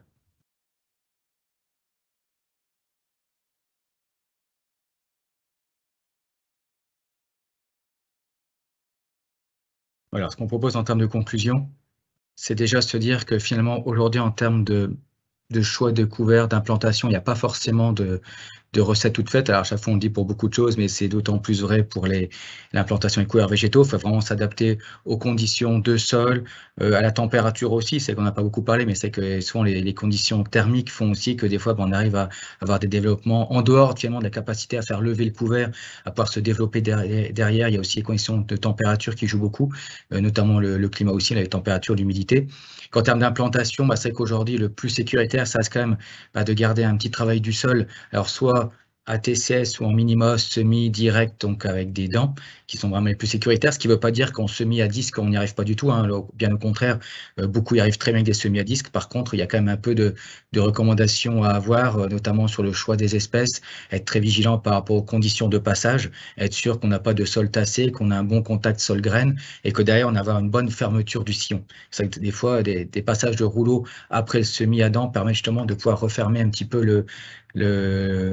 le sillon, et donc ça permet d'avoir une meilleure levée derrière. Au niveau de la destruction des couverts, je reprends un petit peu ce qu'a dit Mathieu aussi, c'est que ce qui est surtout intéressant et important de retenir, c'est qu'il faut vraiment anticiper, il faut vraiment réfléchir bien en amont la destruction de son couvert en fonction de son contexte, soit du type de sol, de la composition du couvert en lui-même et de la culture suivante. C'est que dès qu'on est sur des mélanges avec des espèces avec peu de légumineuses, on va plutôt essayer d'anticiper fortement sur l'automne, voire très tôt en sortie d'hiver, pour essayer d'assurer une destruction au moins 2 mois avant l'implantation de la culture suivante. Si vous avez des couverts avec une bonne base de légumineuses, on peut quand même encore décaler un petit peu, attendre un petit peu plus proche du semis pour pouvoir détruire le couvert. Attention aussi au choix des outils, notamment les séquences d'outils pour pouvoir les détruire. En termes de couvert permanent, c'est quand même une opportunité quand même à saisir aujourd'hui. Attention quand même avec des conduites qui sont quand même vraiment spécifiques. La conduite en espèce couvert permanent, c'est vraiment des repères un petit peu nouveaux par rapport aux conduites qu'on connaît aujourd'hui sur les couverts annuels. Malgré tout, il y a quand même, Valentin l'a montré, des choses intéressantes à montrer en termes de qualité d'implantation des couverts, où finalement, une fois qu'on a implanté son couvert avec la culture précédente, finalement, en interculture, on ne se pose plus la question de dire, finalement, j'y vais pas, le couvert est déjà en place et du coup, il couvre le sol. Et c'est vrai que depuis quelques années déjà que les étés très secs qu'on a connus, finalement, les seules parcelles qui étaient vertes en interculture, c'est les parcelles de couverts permanents. Donc, il y a aussi à contextualiser beaucoup le choix des couverts, avec notamment des trèfles ou des trèfles blancs, trèfles violets, plutôt sur des secteurs un petit peu plus hydromorphes, avec un petit peu plus de tendance à avoir des sols humides, plutôt des lotiers et des luzernes, plutôt sur des sols un petit peu plus, on va dire un peu plus sains, des luzernes plutôt à vocation après pour pouvoir exporter, pour faire du fourrage, plutôt la luzerne, le lotier plutôt pour laisser sur la parcelle, pour éventuellement broyer, puis restituer au sol, parce que ça fait quand même assez peu de biomasse quand même. Et puis vraiment à contextualiser aussi en fonction des conduites, à la fois en termes d'adaptation, de l'implantation des cultures suivantes, des stratégies de régulation, des effets sur les cultures aussi. Il y a vraiment beaucoup de choses à regarder. Et c'est vrai que dans ces situations-là, finalement, faire ses propres expériences, que ce soit à la fois en termes de couverts annuels et couverts permanents, finalement, c'est l'expérimentation qui peut être faite chez soi à différents niveaux qui peut être intéressant. Donc attention quand même là-dessus, mais on a quand même voulu montrer aujourd'hui qu'on avait quand même des gros effets à attendre et des gros bénéfices des couverts annuels ou permanents. Donc c'est vrai que pour ceux finalement qui hésitent encore à en faire un petit peu, on voit encore beaucoup de couverts uniquement à base de moutarde ou autre, et c'est que le fait de passer sur une étape où j'essaie de faire un peu des mélanges pour maximiser à la fois le côté structuration du sol, lutte contre l'érosion, fourniture d'azote, et c'est vrai qu'aujourd'hui dans un contexte où justement c'est un petit peu tendu, les légumineuses dans les couverts prennent tout leur sens aussi, donc n'hésitez pas aussi à en mettre. Un point de vigilance aussi, c'est au niveau de l'implantation. Attention aux densités de semis, Pierre l'a rappelé en introduction, mais c'est vrai qu'on a plutôt tendance aujourd'hui à dire quand même plutôt à densifier, à être sûr quand même d'avoir des pieds au mètre carré, que vraiment baisser la dose de semis. Alors c'est sûr qu'en termes de couverture, ça risque d'être assez passer, on va dire, au niveau réglementaire, si vraiment vous voulez avoir un effet agronomique, il y a intérêt quand même à augmenter un petit peu la densité de semis de 15-20 en fonction des types de sols, 15-20% pour être sûr d'avoir vraiment une bonne couverture, un bon développement de chacune des espèces et vraiment maximiser l'effet à la fois sur le sol, avec des questions on a vu sur le côté carbone, sur le côté structure du sol, mais également aussi sur le côté notamment gestion de l'azote pour la culture suivante et aussi on l'a vu biomasse pour la gestion aussi des adventices en interculture, avec juste le petit bémol, et c'était une des questions qu'on a eu tout à l'heure sur la gestion des vivaces, c'est que dès qu'on est en situation de vivace, on va plutôt attendre pour implanter le couvert, plutôt faire un travail du sol ou une gestion, on va dire, spécifique des vivaces avant d'implanter son couvert annuel. Voilà, bah, écoute Pierre, je te laisse la parole pour la partie perspective 2022-2023. Ouais, quelques perspectives, ça a été rappelé en introduction, hein, mais c'est vrai que ce webinaire arrive tard dans la campagne, mais tout ce qu'on a présenté là, c'est valable aussi l'année prochaine, et d'autant plus que on a rappelé vraiment ce besoin d'anticiper, hein, pour tout ce qui est observation de la structure et implantation. Donc je vous invite à pourquoi pas le revisionner, hein. De toute façon, le replay sera disponible. Et puis, en perspective de travail, on va poursuivre la dynamique qui a été engagée cette année en partenariat avec Arvalis, donc avec des protocoles communs sur la conduite d'essai, implantation des couverts d'interculture. L'idée aussi de peut-être ouvrir sur les webinaires à venir du groupe Slack. Donc, on va avoir toute une série de webinaires sur les échanges et sur la présentation de l'outil qui a été introduit aujourd'hui. Et puis, un travail d'un espace transversal sur le site de Terrinovia sur les couverts végétaux. Donc, avec à la fois, on va retrouver des grandes thématiques, hein, implantation, destruction, conduite de ces couverts, avec toujours ce focus permanent, semi-permanent et puis annuel. Et puis, un dernier point, c'est l'actualisation du guide Magellan, qui est prévu aussi dans les prochains mois et donc qui synthétise un peu les différentes informations qu'on a pu vous donner aujourd'hui sous un format un peu plus conséquent. Voilà, et ben il me reste plus qu'à vous remercier de votre participation. Merci. Alors, juste pour terminer aussi, le groupe Slack n'est pas fermé non plus. Donc, si parmi les personnes présentes, il y a des gens aussi qui animent des collectifs d'agriculteurs sur la thématique de l'ACS ou fertilité du sol, n'hésitez pas aussi à vous manifester auprès de nous. Il n'y a pas de souci. On peut, si ça vous intéresse, vous intégrer aussi au groupe. Donc voilà, bah maintenant, on arrive à peu près au terme de ce webinaire, donc il ne nous reste plus qu'à vous remercier. On est à peu plus de 200 sur Teams, un peu plus de 60 sur YouTube, donc c'est vrai que il y a quand même du monde qui nous a suivis. On vous rappelle que vous aurez accès au replay et aux présentations donc en milieu de semaine. Vous recevrez également un questionnaire de satisfaction, donc n'hésitez pas aussi, s'il vous plaît, à le remplir. Ça nous permet justement aussi de permettre de nous améliorer aussi pour les prochaines présentations. Donc, bonne fin de journée à vous et puis on vous donne rendez-vous à la prochaine réunion technique de Terrinovia dans les prochaines semaines. Voilà, merci et puis bonne moisson pour ceux qui sont encore dans les moissons aussi. À plus tard, au revoir.